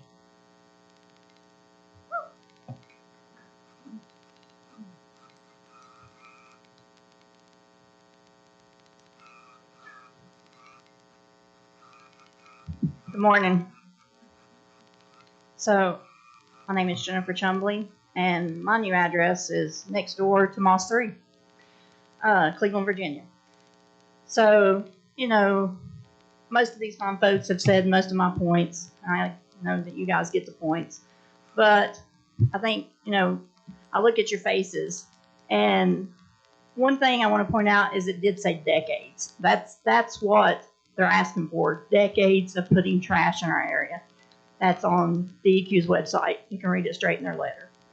But, you know, one thing that's been brought up is the ordinances. You know, the 2017 ordinance opened the door for private landfills. After some research, 2010 has the same exact language in it. 91, we actually banned private landfills in this area. That is a fight that happened after the fact of a company trying to come in here with a thermal burn unit. You know, you can read the newspaper clippings for that. So I think this that I will present to you guys afterwards. I made you each a copy. You can look over it because I won't have time to get to all of it. But, you know, one thing we look at is that there's different companies involved in this. And it gets confusing because you got Russell County Reclamation and then you got Nova Company of Virginia. You know, and they're working simultaneously with each other, but they're not doing the steps properly. And if they can't get step 1 correct with the DEQ, how can we ever trust them to get anything correct? How can we trust them to bring in trash into our area? I mean, they couldn't even get the notice of intent correct. You know, they advertised as Russell County Reclamation, but their Nova Company is the one proposing the landfill. So, you know, there's an issue straight off the bat. So we got two different companies. As we all know, there's no wastewater treatment plant over there. Cleveland can't handle it, nor do we want to route Cleveland's wastewater to this location. I spoke about the notice of intent. The fact sheets basically say you guys have the power. Everybody we've contacted say you guys have the power. That's DEQ. That's our legislators. That's everybody. They say it's a local issue and that this needs to be decided by this board. That's why we keep coming back. That's why we keep asking you to vote no. I've looked at the host agreement. I provided Nate a copy with some notes on it. I'm going to provide each of you of that. And, you know, there's issues that this host agreement has been said that if you guys vote no, Manny will take us to court. Okay. He'd have to win it. He'd have to win that battle. Then above that, he would have to go back and negotiate a host agreement with him. This is not a special host agreement. It's a pretty standard one. There's better ones out there. There's some with good neighbor programs. There's property assurance programs. So I've made notes on it. I'm going to hand you each a copy of it. I guess I'll give it to Lonzo. He can hand it out to you guys. I made you each a copy. But it's a devastating environmental impact on our waters, our streams, our wildlife, our area. So we ask that you vote no, please, in solidarity.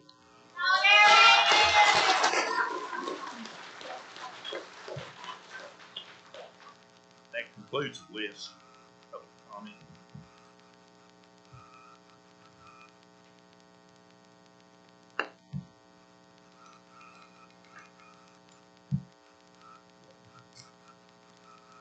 Board want to take a short recess? Huh? Yeah, let's take about a 10-minute recess. Then you're-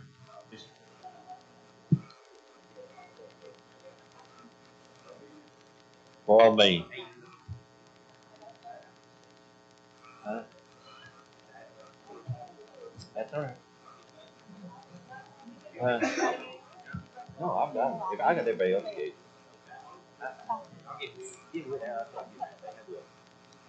ain't seen you in a while. I know that. Okay, let's come back into order. Some citizen comments. Constitutional officers. I don't see any of them here. County attorney reports. Do you have anything, sir? Miss Breeding, could you pull that microphone closer? We're having a heck of a time down here. We can't hear a thing. Thank you. I'll have to get right up on top. Thank you, Mr. Chairman. Sound system. I do not have anything. Thank you, Mr. Chairman. Okay. County attorney doesn't have anything. It's time for county administrator's reports and requests. Mr. Lester, it's up to you. Thank you, Mr. Chairman. Boy, mine's hot. We'll trade next time. Again, thank you, Chairman. On the county administrator reports and requests for March 2nd, 2024, first one on there is, of course, the Board of Supervisors public hearing. It's an informational meeting, and it will be on the landfill on March the 8th, and it is from 7 to 10 p.m. as well. As that is the public notice on that one. The second on the county administrator request is, of course, the Dank Depot restoration project, and this is the VDOT reimbursement for $276,854.88.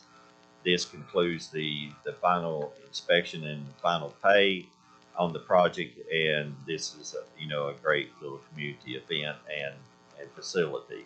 Of course, it has not been completed yet, and Ms. Wallace can elaborate more on that, but it is into a phase 2 progress report 2 through VDOT, so that it all could not be done on the first phase. So the interior is going to be part of phase 2. Next on the county administrator reports is, of course, the Russell County Energy Performance Grant. This was implemented by the school board as. Excuse me, it says it's red line through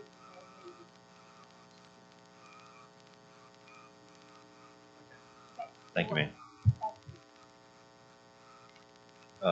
The Russell County Energy Performance Agreement, this was implemented as a project that upgraded all the boilers, electricity, water utilization project. This is a credit back from Virginia Saves, which comes through the U.S. Treasury in amount of $127,046.25. And again, in the board packet for number 4, which is the Cumberland Plateau 2023 Annual Review.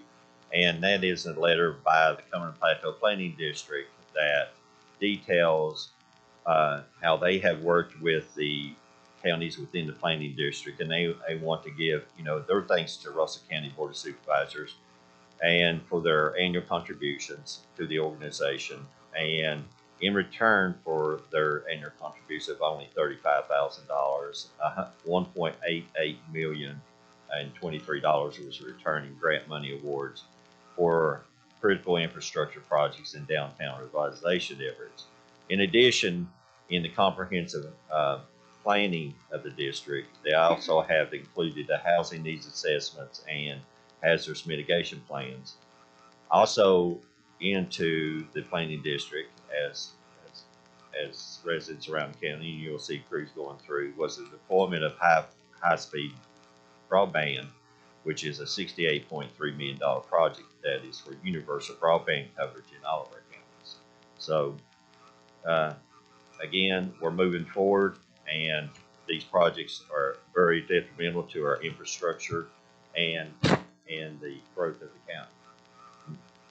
Next on the county administrator reports is, of course, the bylaws. I know that the board of supervisors is still reviewing and drafting and making amendments and changes. So we are compiling these, and then those will be turned over to final review for the county attorney, and we'll be able to have those up to date. Next on the county administrator reports is the Cumberland Plateau Waste Management bylaws and changes in budget deficit.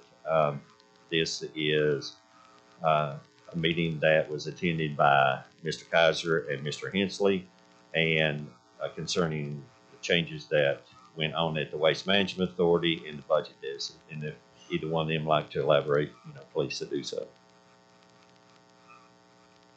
At that meeting, have you got me? Can you hear me? At that meeting, the Cumberland Plateau, and has for years, they supply a meal, and essentially anybody in this room could show up to that meeting and get a free meal.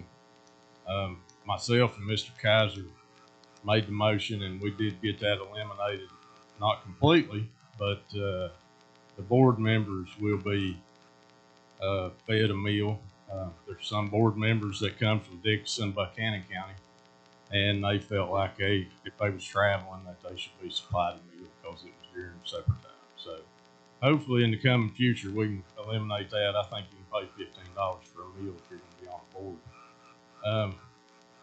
We also tried to cut these meetings. These meetings are about 30-minute meetings, and they're monthly, and there's 6 board members paid $200 plus whatever taxes to sit on this board. It's about a 30-minute meeting, and we wanted to cut that back to every other month. We're currently going through the bylaws now, and hopefully get that taken care of, and that'll save the taxpayer a little bit of money. It's hard to get people that's done things for years to change, and it's a slow process. But wait on us, we're working on it, and hopefully you'll see some fruits of that if we can get through the processes and the legal going through the bylaws. But, just keep watching, and we'll see what we can do about saving you more taxes moving forward.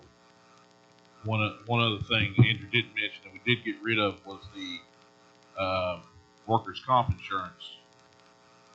So the board members were receiving workers' comp insurance for their 30-minute supper meeting.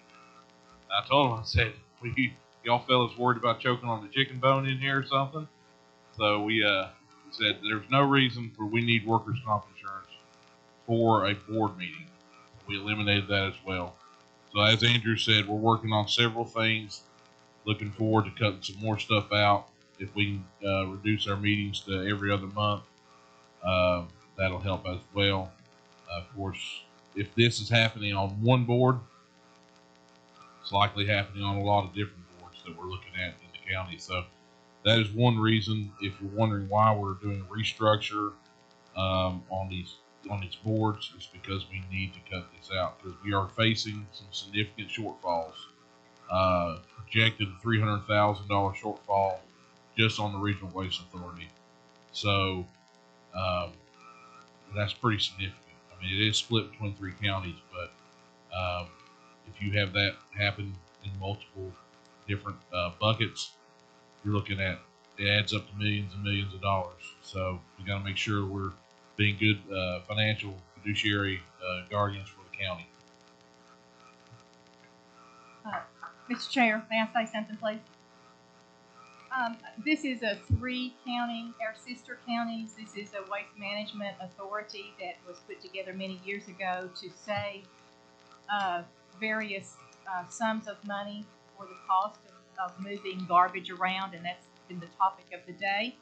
So I suggest to keep peace within the 3 counties that our 2 new board members just go ahead and relinquish your $200 stipend back to Russell County, and let Diggison and Buchanan decide what they want to do with their money, and pack your lunch.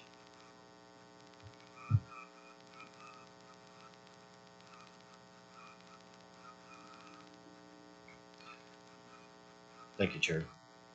Next on the county administrator reports is, of course, the Russell County School and Sheriff Public Auction. This is just a report that there will be a proposed public auction for county surplus materials in March. It looks like at the end of March, at the 1st of April.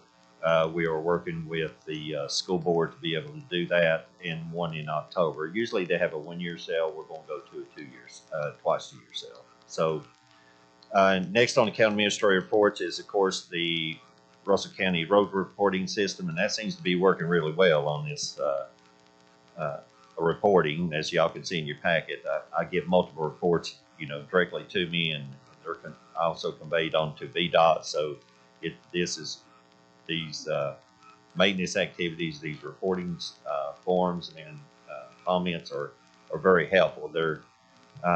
We don't have to wait for reports. Sometimes these incidents are of immediate need, and we need to respond faster than what we know from the outside. So it gives VDOT an opportunity to move quick too.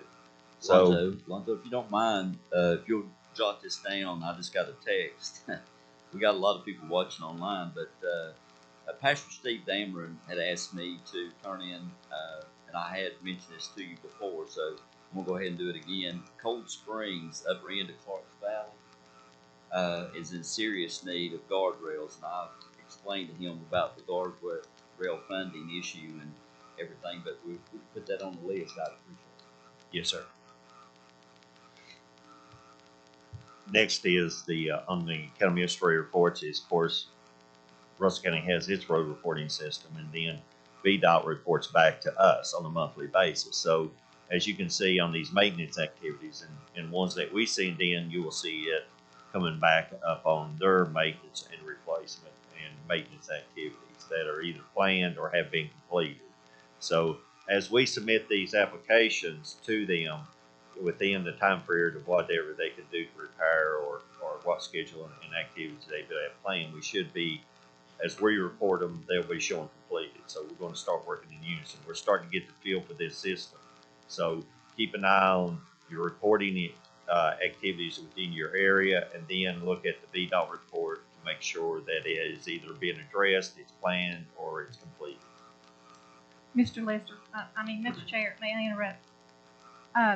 Concerning this new report, the county generated a form that's on their site. So the county did this form as opposed to going through the Highway Safety Committee like it did before straight to VDOT, right? That is correct. Okay, so I don't know how we can fix this or how convoluted it is, but I'm noticing on some of the complaints that are being registered by citizens through this portal that the citizens are not understanding that some of the complaints they're sending is not state maintained roads, and therefore that needs to be explained, that we have we don't work with private roads, or county does not have a road. So there's been a couple of things I've seen turned in, and so that's just working you to pieces to filter through this, and I don't know how to fix that dilemma, because the county citizens need to realize that what we don't own, we can't fix, and what they turn in on these forms, we can't fix. So do you respond back to those folks and say? Currently we are. Okay. We are. Now, sitting here as it comes up, and it hasn't got to be a high volume yet, but for future planning, of course, my IT staff is sitting right behind me. We can put a notice on there that this pertains to VDOT roads, maintained roads, that we do not have county roads per the ordinance that it does. So we can put some of that terminology in there too. But right now, as customer service, we've been responding. So you do respond and say, yeah, it's a county road. You. That's all I need to know. So these people are being informed, and they're not going to call all of us and say you're not fixing our road. They should not. No, okay. If they're patient and wait, yes, because we have to see. Yes, ma'am. Next on the county administrator, this goes into the county administrator request, and the first thing on the agenda for a motion for is we are actually selling surplus of 2 of the disposal trucks through JM Wood Auction. I needed approval for a motion to put these on the surplus. We have been guaranteed a minimum price of $327,000 on these auctions. So I need a motion for approval for surplus. So moved.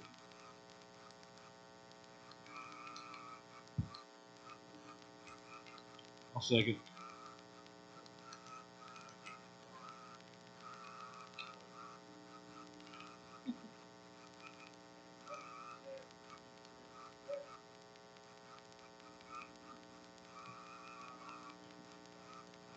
Aye. Thank you, Chair. Next on the county administrator request is the Russell County Planning Commission organization membership reduction. This is on the agenda for the board's consideration for the current structure of the Russell County Planning Commission, as the board had discussed with other reorganizations of boards and committees. I have included the Code of Virginia and how the Planning Commission is structured. So that's up for the board's discretion and pleasure. I'd like to make a motion that we reduce the planning commission to 5 members, with those 5 members being Greg Stoops, John Mason, Philip Addington, Tara Dye, and Ernie McFadden. And that's effective immediately. And I'd like for the board to consider sending a letter that, as per state law, unless business is needed where the chairman can call business, that those meetings move to every other month.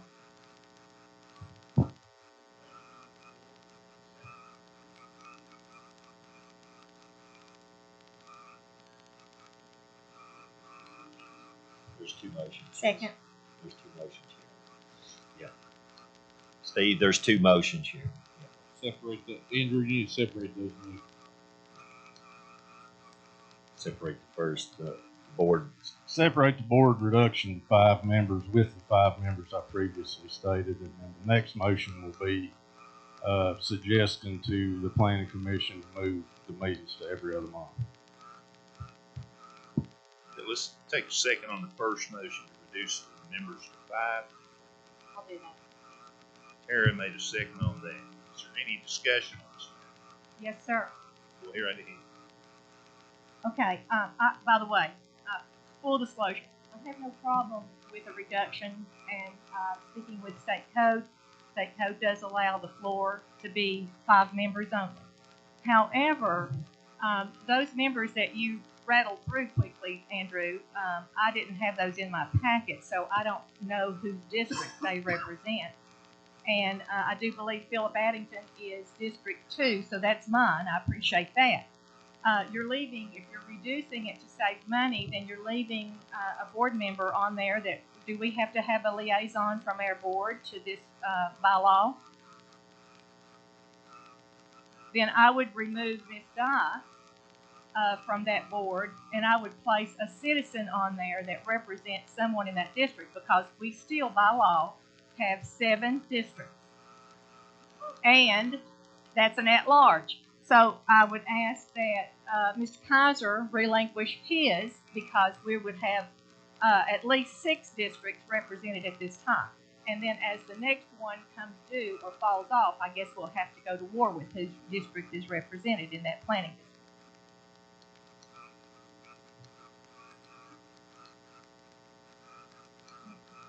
I'm not making a motion, am I? Well, we're in discussion of the first motion. I thought we were discussing, but We're discussing motion 1 to reduce I am. I get it. Thank you.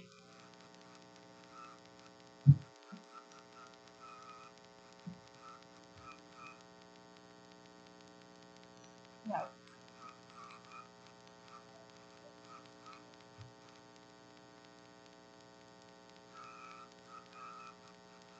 Can't hear you.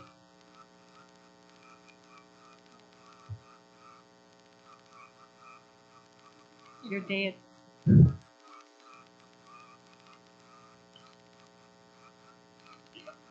Lord. The substitute, the second motion that, or the proposed recommendation by Ms. Wallace is a substitute motion. Okay. Yeah.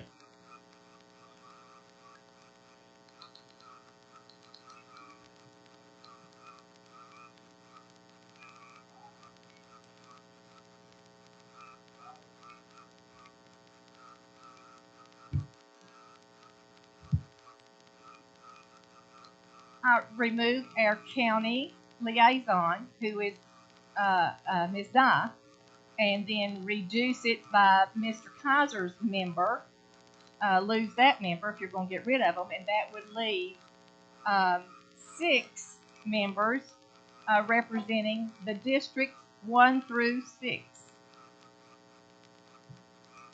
So I have a question. Is it a requirement to have a member to represent each district? Okay. So the whole idea here is to reduce the cost to the taxpayer. This is tax. All this is done through taxpayer dollars. So your money. We've had a board for the last 8 years that has not taken into consideration one time cutting literally almost anything. Mr. Kaiser, we recognized that at the beginning. I don't mean So, to interrupt you, but I you said are that was a interrupting good me. I'm not idea. done. Let me Okay, finish my point. Thank you. Let's calm down. So, my point is, if there's no statutory requirement that we have a board member from every district, then wouldn't the proper thing to do would be to get the best people that you can, regardless of where they live? Because we got imaginary lines called districts. They're imaginary. When I cross from Green Valley Road over into Hansonville, I don't say, well, I just left Green Valley, so now I'm in District 1. No. I think those people, the same people on District 1 as they are in District 5, as they are in District 6, 2, 1, whatever. We want the best people for these boards. I don't care where they live. We want people that have the heart and the care for Russell County citizens and the concern to be fiscally conservative in their actions. So the idea that we have to have a person from every district to represent, I think, is flawed logic, and it's irresponsible for the taxpayers' dollars that we're spending. Okay. I think District 3 deserves to make sure that they have one. Where we're at now. Who is that? They do. Who is that? Listen, everybody be quiet. Where we're at now, Ms. Wallace made a substitute motion. We need a second to that motion. Am I correct, Mr. Cooper? I'll make that second. Ms. Rebecca Dye made that motion. Okay. Or second, that second. Now we can discuss that issue.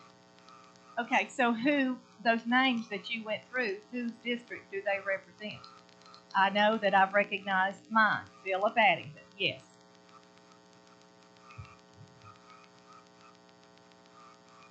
I looked at the members as being trained through the state to be planning commission members. I didn't feel like that the board should pay to have someone trained based on where they live. So of these members, they've all been trained to be on that board. Yes, I And realize that. that's how I looked at it. I didn't look at where they live. Who's not trained? The only person not trained is Tara Dye, and she was appointed by the board. And I am set up to do that training starting in July. And the other people are trained on that. And we did have some that are not, and they will be with that motion. The training is a little expensive, so if you're going to cut the board, why would you keep people on there that have not been trained, then go and pay for their training, plus, I agree. the extra people? I mean, it's a little.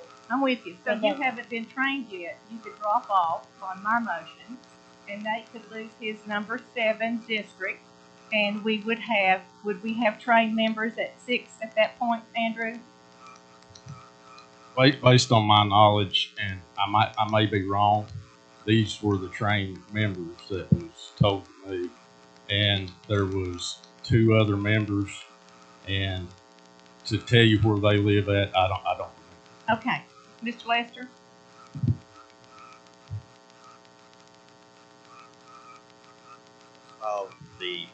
First of all, the planning commission does not have a set of bylaws, so y'all know what that means. Let's start there. Okay, you have the authority to reduce it down to 5. That's a second. When we started this, we looked at the code, and we also talked to the planning commission chairman, and the 5 names that was given to Mr. Hensley was by the chairman of the planning commission. Correct. So those names came from him, right, Mr. Hensley? Those yeah, I'm sorry, Vice Chair, was given to him as recommendations.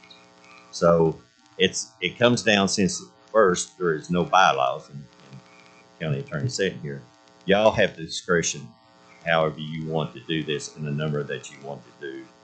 That is totally up to the board's pleasure. So, but one thing that I will talk about on the planning commission, and Andrew has alluded to, and so is the planning commission, they're starting on the Russell County's comprehensive plan. So whoever that y'all choose to, that's y'all's pleasure, is going to be have to be fully trained in planning district and setbacks and et cetera, and zoning, and to be able to make this, a valid comprehensive plan, because the comprehensive plan, as Ms. Freedom, we've looked at this thing over and over and over, and so has some of the other board members. A comprehensive plan flows down to the county plan, but it also helps us when we go to regionalism or regional projects or grants. You have to have these in your comp plan. It is very important. So with that in mind, why that was said, that's up to y'all's discretion. Okay, the motion I have on the floor now is a substitute motion, Ms. Wallace. Is there any further discussion on that motion? If not, I'm going to call for the vote. All in favor of this motion, raise your right hand. Substitute motion. 2. All opposed to this substitute motion, raise your right hand. Motion fails. Okay, that leaves the original motion on the floor to reduce the board to 5 members. Is there any discussion on this issue? Any further discussion? Yes, if you're talking about saving money, then you just voted down a motion that would save more, because Ms. Dye hasn't had her training, which is $1,600 to $1,900 to do that, plus the $200 that she could give up and Mr. Kaiser could give up for saving money. Just going to leave it there. Any further discussion? Didn't we establish that there's only 5 members that are currently trained? If we left 6 on, we'd still have to train 1. So we'd still be paying for 1 to get trained. So we're at the same place we would be with 6 as far as financial. Actually, better, because we would be paying a 6th member to go get trained and their monthly stipend. So who's your District 3 representative now? Dye. No. Who's your District 3 representative now? I don't know. Again, why is that relevant to the conversation? Are you leaving one on?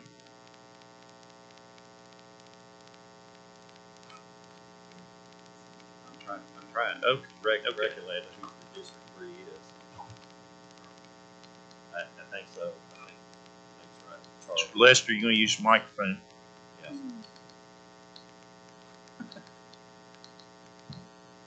Oh, there you go. Sorry about that. I was talking. This is not working. Sorry about that. This will be repaired for the next meeting. Second thing is, I think Nate said it was Charlie. I think that is that board member that's in District 3. Any further discussion?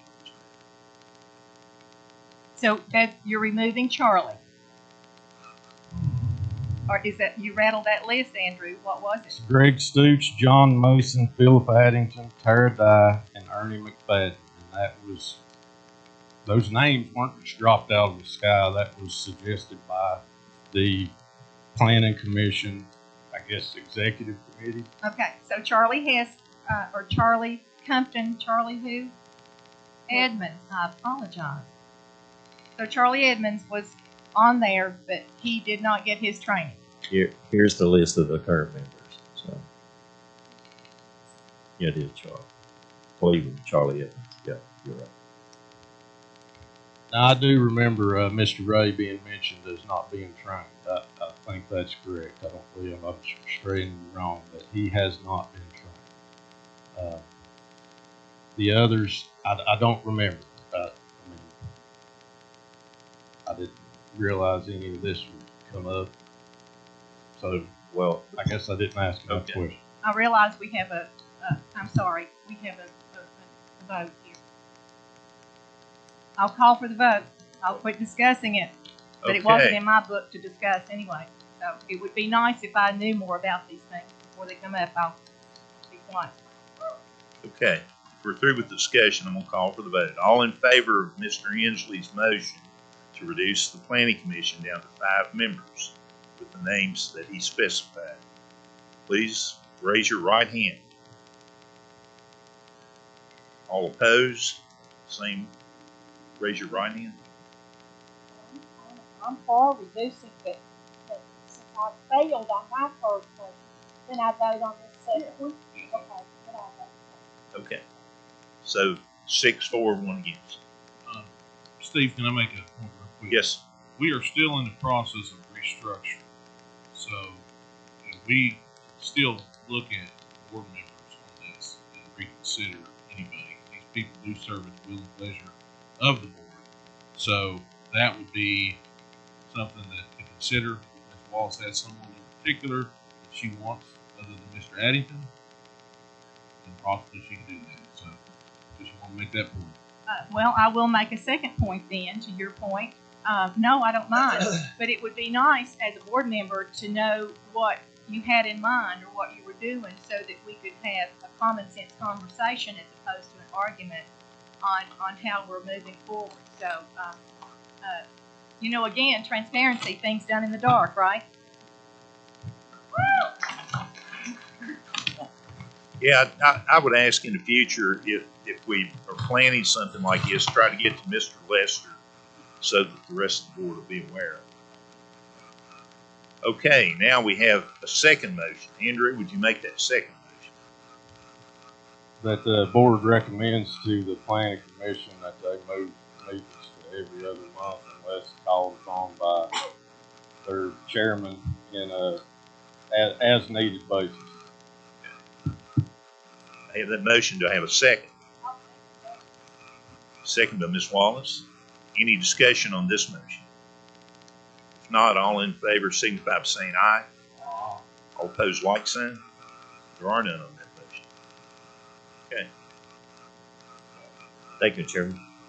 Next on the county administrator reports request, of course, is a request by the board for a public hearing to address the food with meal tax and cigarette tax ordinances for review. I know that this is getting near the end of the budget year, and y'all be holding a lot of public meetings. I think there's like 5 that we'll have to hold. So we could also put this in as for consideration because it just can't. It has to be separate than the budget. So if we do a public notice, then it has to be part of consideration in the notice. I don't think we can do anything until we have a budget put together. That's what I said. When we start the budget process, we have to advertise legally by code. We have to do the county budget, but we also, if we have an ordinance in place, that requires its own notices too. So, yes. Okay. So I need a motion to start when we start the public hearings for the budget to include these 2 in this part along with the budget. So you need a motion to start the public hearings for budget process. And yes, and the meal and cigarette tax and the meal and cigarette tax. I'll make that motion. Have a motion by Taryn. I need a second. Second by Mr. Kaiser. Any discussion? If not, all in favor signify by saying aye. Aye. Opposed, like sign. There are none.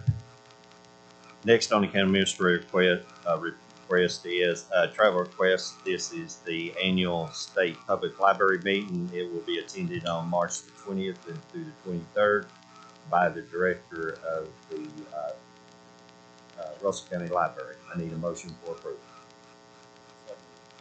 Have a motion. Do I have a second? Second. Motion and a second. Any discussion? If not, all in favor signify by saying aye. Aye. All opposed, like sign. Vernon. Thank you, Chair. Next on the county administrator request is, of course, the Russell County Planning Commission plat that was at the request by the Planning Commission to be tabled. That concludes the county administrator reports and requests. And again, I apologize. I'm trying to get through this and look down the board member and see. You got one more. Oh, I'm sorry. There is one. Little League field. I definitely couldn't win in the office when we first got that one. I apologize. We got a request by the Lebanon Little League for the Glade Hollow Park maintenance. This is a request for $27,875 for the. We have ran into a safety issue of concern on the deck over there. It becomes a public safety, so it ain't. I think it's a project that cannot be waited on. If it's going to be utilized, someone gets hurt, the board and us are currently aware of it, and it's got to be repaired. So, I think their major concern is they've got a state tournament they're hosting in July. They want to make sure that they don't have a hazardous situation. Yeah, if once we become aware of it, and they have a lot of volunteer to do this in house and much as they can in house and with volunteers, and we're going to work with them with the community work program. So actually, this is a low cost based off of what they're going to have to do off of these decks and replacements and roofs. So I need it for a motion for board consideration.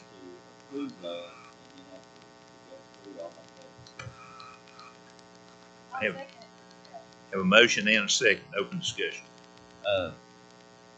I don't know if this is working or not. Is it? Yeah. Is it now? Okay. In our budget discussions this year, one of the things that I've been aware of on multiple projects is there's no really additional funding for maintenance and upkeep. What happens is things get dilapidated, and then you have to come back and spend more money to fix it. And I think that if they're, and I know money's going to be tight. I know it is. Being on the budget committee and seeing what I'm seeing at this point, just praying really hard. The good Lord will bless us, and we'll be able to come through this thing like we've been able to do. But I would like to see some additional. We've got Little League, Honecker Little League, we've got Country River Little League, we've got Lebanon Little League. You have a lot of these Little League programs that are hindered directly for our children. And they're great assets. But what happens is if we don't have any maintenance type funding apparatus in place, that they can fix it immediately and not wait 2 or 3 years, and then all of a sudden it gets so dilapidated that you have to spend 10 times the amount to repair. And I've seen it because I was heavily involved in Honecker Little League, which we had a lot of great people and great businesses that stepped up and donated a lot of funding and money. We were able to build new bathrooms, do a lot of stuff ourselves. But from the county's perspective, I think that the greatest investment you make is in your kids. And we need to have some sort of apparatus in there. And that's one of the things I was going to bring to our budget talks is having some sort of maintenance type funding in place. So we're only giving them $4,000 a year. Yeah, that is correct. I'm telling you, by the time you buy softballs and baseballs and stuff like that, that's gone in a day. And then the maintenance side of that is pretty much dependent on volunteers and help and things. And I will tell you, whether it be in church or it be in a Little League setting, you have about 5 that'll show up and do the work, and then the rest will not participate. So I just want to make everybody aware of that, and the board aware of that. That's something I'm going to be pretty passionate about, working on this budget and looking to see what we can do in our Little League program. I had a couple of questions. Yes, ma'am. Sure. So, did we take multiple bids for this? Not yet. We wanted a cost estimate first for consideration to know whether to proceed, what we could do. And it is a very good question. Have they done any fundraising toward this? They have not yet. This came immediate upon our inspection. It kind of happened over the winter with They volunteered and fixed the front decks last year. They knew that the back decks was becoming more deteriorated, but it accelerated over these hard, cold winters. So, and one of the things I want the board of supervisors to know that, you know, whether it's Lebanon or it's Honaker or it's Castlewood right now, these guys are doing a great job. Y'all need to look at these fields. You know, just go out there and look. They're doing a lot of volunteer work, but there's safety issues that come up because we're, as the board, y'all take care of facilities. We do, our staff does, and as David had mentioned, it's hard to get the volunteers in, and this is a hybrid of contractual volunteer community workers. So it's a free partnership that's being proposed. I think they'd agreed maybe that price would come down a little bit if we could provide the community workers to do some of the work, maybe to tear it down or something. Yeah, have they known about this tournament for a long time, or is this just something that got sprung on them? And the reason I'm asking is I'm just, it kind of feels a little under the gun. Here we are, 1st of March, and we need it by July. And I think it's a wonderful thing. I'm just wondering, when things like this come up, if maybe they could let us know sooner, so it would be a little bit easier to do in the budget. Yeah. And I don't know the answer to that. That's why I just want to put that out there. Usually we do know about it, but the problem is it's the money, and because in the board's philosophy in the previous is if one got it all got it all. But sometimes it becomes a safety issue, and then by law we have to move on just because of that effect. This one was a little different because actually they're still negotiating the state schedule. Am I correct? I think, or they got a definite date yet. They're scheduled for, I think, the first part of June. Okay, because Brad, when he talked to me and Steve, we walked and looked at the deterioration on it.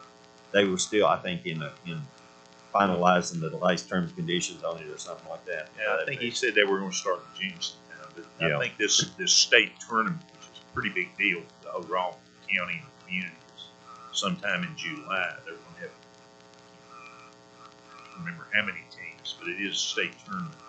I think part of it, I think a portion of this deck was probably taped off last year. It was bad. It was. And part of it's over a dugout. Water leaks into the dugout. They're proposing to fix all that. And there was another deck, kind of a lower level deck, that had, for some reason, it buckled up. So it is a safety issue now. Right. That's all they've asked for. And then to ensure that we do this correctly, the process is within my office. If y'all give us the approval to move forward with this cost estimate, keyword estimate, is we work with Lebanon Block, my staff, community workers. They turn everything through us. Everything funnels through us. If it goes to contractor bid, it goes through my office. So, yeah, we're just trying to get forward whether they want to participate in this or continue at this cost estimate of $27,375. Again, it's an estimate, so it is a public issue. And next tournament, you could be a Castlewood, or next one, you could be a Honaker. So. Well, I will tell you that Honaker's having, what happens is it goes through the district advisory committee. You have to submit an application to do this. And years ago, I know that when I was involved in Little League heavily, we wanted to bring a lot of people down here into Southwest Virginia because we were always traveling to Luray and to Virginia Beach and all those areas to have to participate. We didn't feel like it was fair that we wasn't getting our share, so we started politicking pretty heavy to make sure that when we vied for these state tournaments that we would be under consideration. Well, after they gave us one or two, then now we've been more aggressive to ask for more. So if it happens at Clinch River, if it happens at Lebanon or Honaker or wherever, it brings a lot of people, brings a lot of teams. They have to stay in your motels. They have to eat your food. The return on investment and making sure that your facilities look the best they possibly can, because I will tell you, we get huge compliments from Luray, Virginia Beach, Lynchburg, all these area teams, and their moms, dads, grandparents come down here and they say, hey, these fields are wonderful. They're great, the atmosphere's good, and everything like that, which you know, they like to have a few more amenities that we're working on trying to provide. But that's another influx of money coming into our region. Because I know we held 2 or 3 state tournaments in Honaker, and I mean, they were all over the area eating and staying in the motels and stuff during the tournament. So I just wanted to let the public know it's actually a good funding apparatus on the economic side for our area of Southeast Virginia. Yeah, I think they were talking about hotels and motels all over. They didn't know if they could have enough room. It'll probably reach into Abingdon and over into Wise County and back within the Tazewell. Well, as you can see on the cost estimate, they're doing a 30 by 12 deck. They're doing a 60 by 16 deck. They're also putting up a major chain link fence in the phase 1. To do that you could it costs contractor in labor if you had to do it on your own. I mean, this is the only way they can work it in is like a 3-phase, approach. So you could go buy the materials for $30,000. Mr. Chair, may I? Yes, ma'am. Mr. Lester, I don't have anything in my packet that says anything about, does anybody have this? How much it costs? Oh, you do? It's the one. It came in kind of late. Yeah. Okay. Yeah. Well, my fault then that I didn't catch that apparently.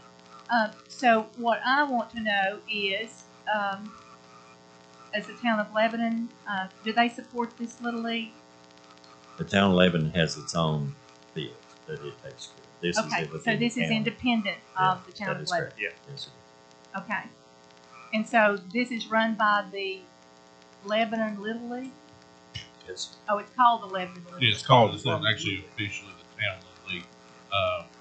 It is a county. If I'm right, Lonzo, it's a county-owned facility. Yeah, it is a county-owned facility. So it is under our purview to maintain and ensure it's safe structures. And I'll tell you, it's not. It's really not. The decks are in really bad shape, and yeah, you could knock the one down and take the other one up and just put some roofing over it and be cheaper. But if we're wanting to maintain a nice facility here and present a nice appearance to the public, I think we need to consider this. And to David's point, the financial benefit, I don't know what I'm sure our tourism people can tell us, but what our financial benefit to hosting a tournament like this, just in the tax revenue that we get from the restaurants and the hotels and the gas stations and all this other assorted benefit it's almost gonna pay for itself. Any further discussion on this matter? That sounds like I got to Nate somehow. Okay. Are all 3 fields in Castlewood, Lebanon, and Honaker, is that all owned by the county? That is correct. All three fields are owned by the county. Yeah. Now, in Honaker last year, we did a major roof replacement. We put a brand new roof down there, and they've done an outstanding job on it. Little League has done the field works, and we still got a little bit of the things fencing to do and fencing to do. We kind of trying to share and do what we can, but as far as the major safety issues or code issues, because when my building inspector goes out there and says, you cannot stand on this deck, you rope it off, it becomes that type of issue. But we kind of share across the field. Lonzo, I have a point. The Honaker field last year, the insurance was supposed to have covered their fence farm because a storm blew trees over on it. So has the insurance gone through to replace all that section of fence that Honaker Little League needs? The insurance was gave for the roof. Yeah, we did the roof, and we've already replaced it. And we've got the fence on the schedule, which Mr. Reed knows that with the other projects, they went ahead and started using the field. So we said we'd come back and do the fence. So we're starting on that little component now. So on the fence repair. One thing I want to say real quick, Steve, sorry, is, youth athletics is very important. And just because this is Little League doesn't make any of the other ones less important. If we're providing county facilities, we need to maintain county facilities. We need to make it a safe environment for the kids to be in and their parents to be in. And it is tough. It is tough to say, here's $27,000 to Little League, and then somebody else comes and says, well, where's my $27,000? It is a tough thing to go through, but there is a need here, and it's something that is going to be spread out across, the years to come as far as a total cost of ownership, basically, ROI. So it's definitely something that I think we need to tackle now to bite the bullet and get it over with. The problem moving forward, as I've said before, is we're going to have issues with budgets, trying to keep costs down, trying to keep taxes low, because everything, as everybody knows, is going up. And so, bear with us. We're trying to cut where we can cut because we know what's coming. We know what's coming. So, we do still have to maintain the properties that we do have, though. Mr. Chair, Yes, if I may, one more thing. Previously, when we worked with Clinch River Little League, we have borrowed forward on our stipend to help them out. We just had a major paving job done down there, and so the Little League borrowed forward on their stipend. So in other words, you're only going to get 4 this year, but you can borrow forward. I would put that out there and offer that to the Lebanon / Russell County Little League and borrow forward. Also, the town of St. Paul does donate a stipend to help the Clinch River Little League. So a lot of those fields are not in their town proper, but they do support the children there. So I would ask that the Lebanon Town Council offers some financial assistance to that also. it's all well and good. We can ask, we can't demand. I understand. I get it. I understand. Ask. Okay. Any further discussion? And Lebanon is using what they have left, plus you got to remember we're at the end of the year, fiscal year budgets. We got about 120 days left, give or take. Their 4,000 they've expended up to this point, but they are, whatever they have left in their coffers, they are participating from that. But yeah, Castlewood had Ford, and I'll mention that too. Okay, we'll call for the vote. All in favor of approving this request, signify by saying aye. Aye. Anyone opposed, like sign. There are none. Thank you, Chairman. That concludes county administrative reports and press. Okay, that brings us down to the point where we're ready to have discussion with board members. We can start with Mr. Kaiser. Miss Wallace, to your question about Lebanon Town, I did get an answer real quick. Quick turnaround time there. But the Lebanon Town donates $2,500 to Lebanon Little League every year. So that's, I agree. Because a lot of, that's the thing about Lebanon Little League. A lot of, I don't live in town. My kids play in Lebanon Little League, and many others outside town limits do. But there's a lot of kids that live in town that do play in that league, and it is mainly those kids that use those fields. So, I would like to encourage the town to try to tighten the belt a little bit and find a little extra money for Lebanon Little League to help them out as well. So, other than that, we're just going to continue to try to tighten the belt as far as the county goes. Of course, as you know, we're getting ready to start budget meetings. That's going to be a really big deal. We're going to try to cut your taxes. We'll do our best. But like I said, things are going up, and that affects everything. It's affecting us, like I said before, on the Regional Waste Authority. We're facing a shortfall, and I'm sure that's not just a one-off. I'm probably in other areas we're going to be facing that as well. So do bear with us. We can use your prayers and your support, because it's not a fun job, but somebody's got to do it. So appreciate your support. Thank you. Ms. Dye, do you have anything? Rebecca? Okay. David? Tara? The only thing I want to mention is, last time I spoke to you all about foster homes, thankfully we have gotten quite a few more applications for foster homes, but we need more. So please keep that in your mind. Pray about it. If you're interested, please call the exit. Also, Isaiah 117 House, we're having a kickoff April 7th right here in this room, 3 o'clock. Please come. Please support this. This is going to be a wonderful thing, not just for Russell County, but for surrounding counties as well. Thank you. Lou?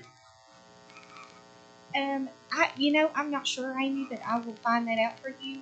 I know that we do have a fellow that we hired that is specifically like for that. He's been we've grown it from 4 foster families to by the end of March. So if I will message you about that. Lou, do you have anything? Yes, thank you. One thing I want to say is I appreciate you, Mr. Chair, and this board for indulging me today.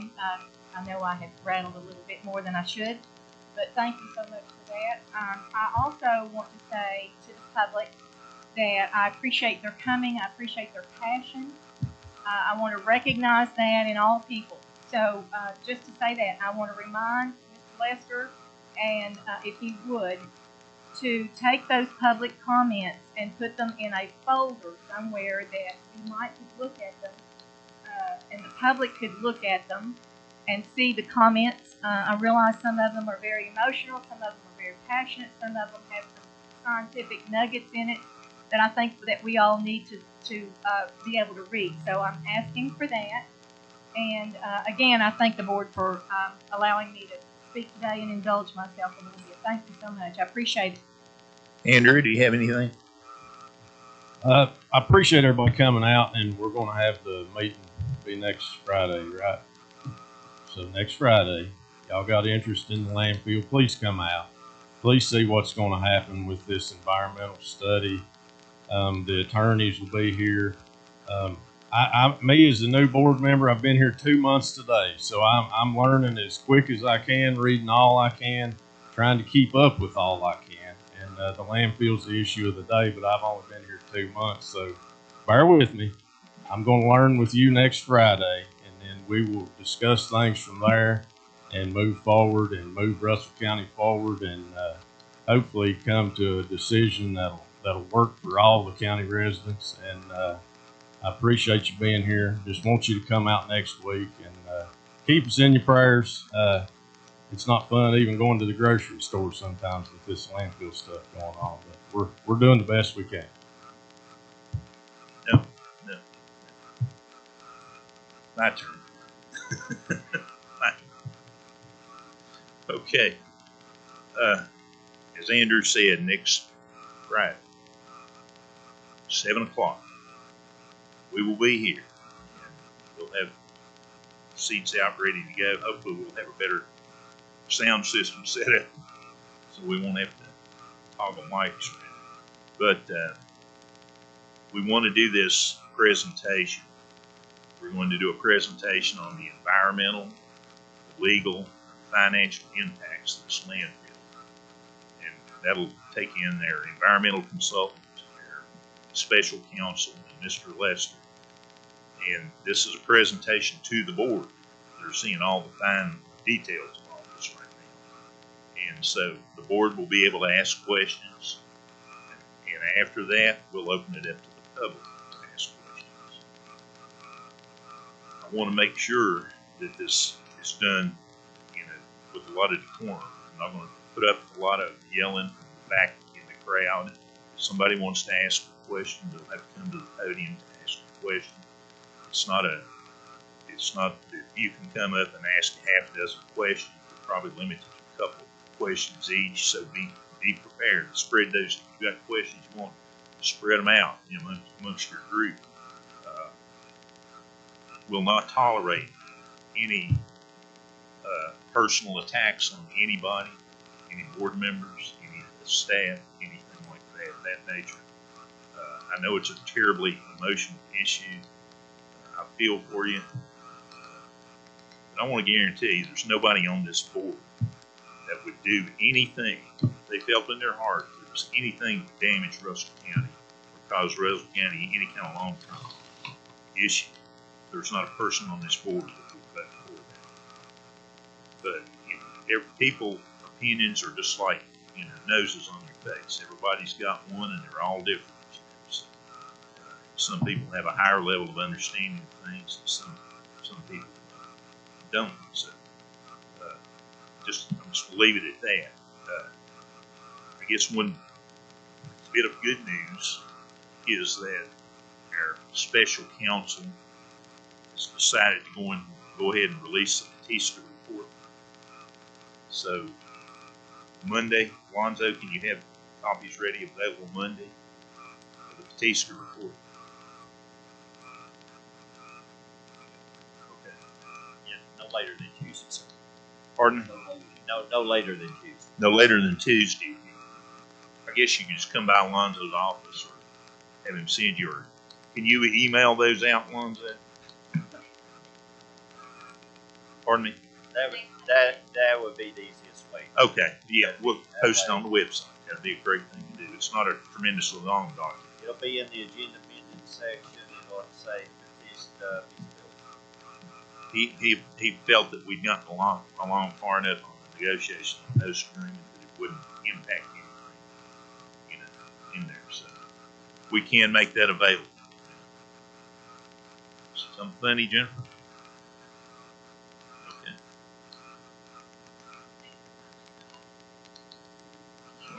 There was a reason.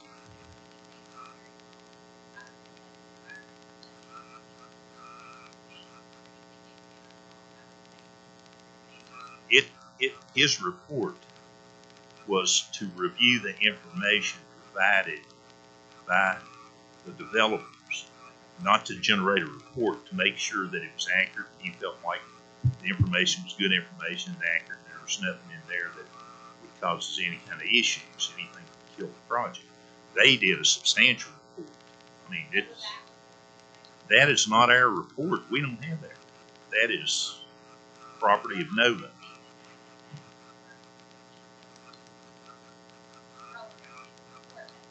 You're going to see the Batista report. Yeah.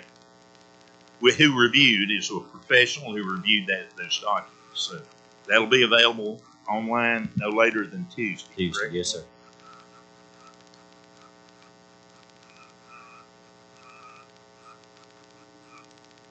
Listen, it's not a period for discussion. Okay. We're going to make it available. It's what you wanted. The special counsel find and release it. So it'll be available on whenever Alonzo has it on the website. Go ahead, Alonzo. I'm sorry. I'm sitting here. We're discussing that. What is the question again? I apologize. No, you're going to have it available Monday or Tuesday. No later than Tuesday. I'm sorry. Yes. Okay. It'll be online Tuesday. Online. And it'll be labeled Batista. Yes. Okay. Now I need a motion to adjourn. Motion. Oh, wait a minute. Are we going to reconvene, or do we need to? You've advertised for that. So we really don't need to reconvene because you're advertising. Yeah, it's a special meeting.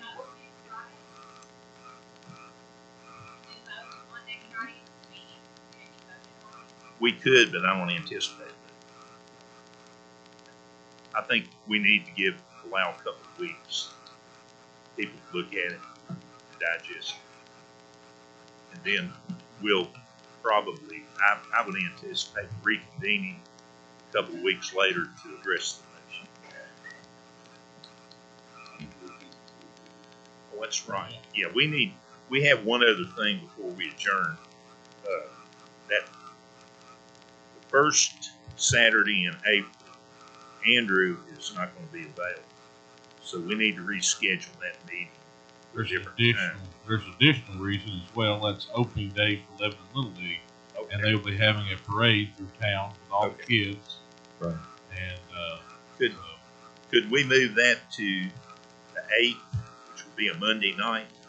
And Lonzo, if you've got any state people that have any business with us, could you tell them? Yes, sir. The 8th. Is everybody agreeable to that? So we'll move our Board of Supervisors meeting from April for April from Saturday the 6th at 9 o'clock to Monday the 8th at 6 o'clock. Is that everybody agreeable to that? Let's do that. Yes, ma'am.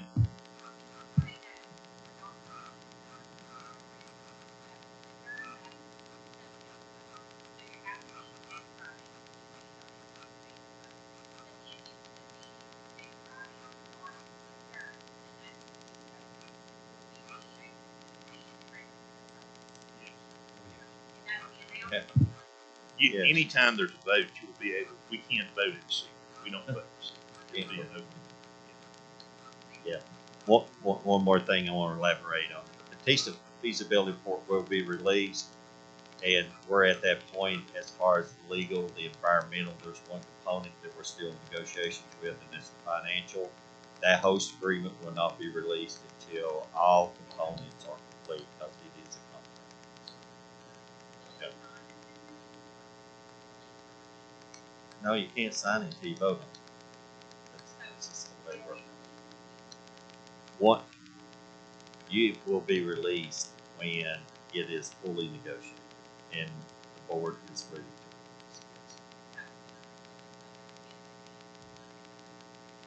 release. Yes, when the next meeting that will be done is you seen the March 8th, 2024, because I don't know if I answer this question tomorrow or next day.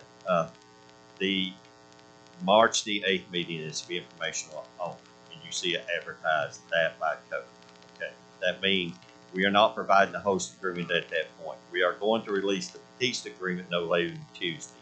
That host agreement will stay with the board and special counsel until it is agreed upon.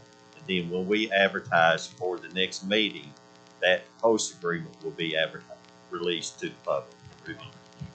Right. We may not reconvene. We might just probably 2 or 3. We'd have to do it 3 weeks later, wouldn't we? Yeah, by code you got to do 2 weeks consecutive weeks by code. Yeah, 2 weeks of advertising. Yes, yeah. That is correct. So Alonzo, am I correct in assuming that there'll be another public hearing specifically for the host agreement? That is correct, sir. That's one. It'll be a public meeting. This right. is business. We'll just have a separate meeting that for is that. We have to have a public hearing. Yes. Yeah. Okay. You have to do it in public meeting, not public.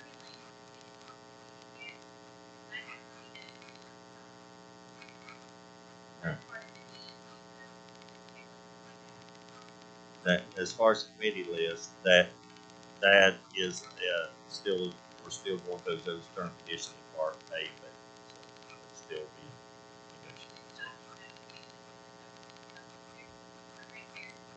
negotiated. We'll check it. Have a motion on the board to adjourn. Second. Have a motion second. All in favor, signify by saying aye. Aye. We are now adjourned.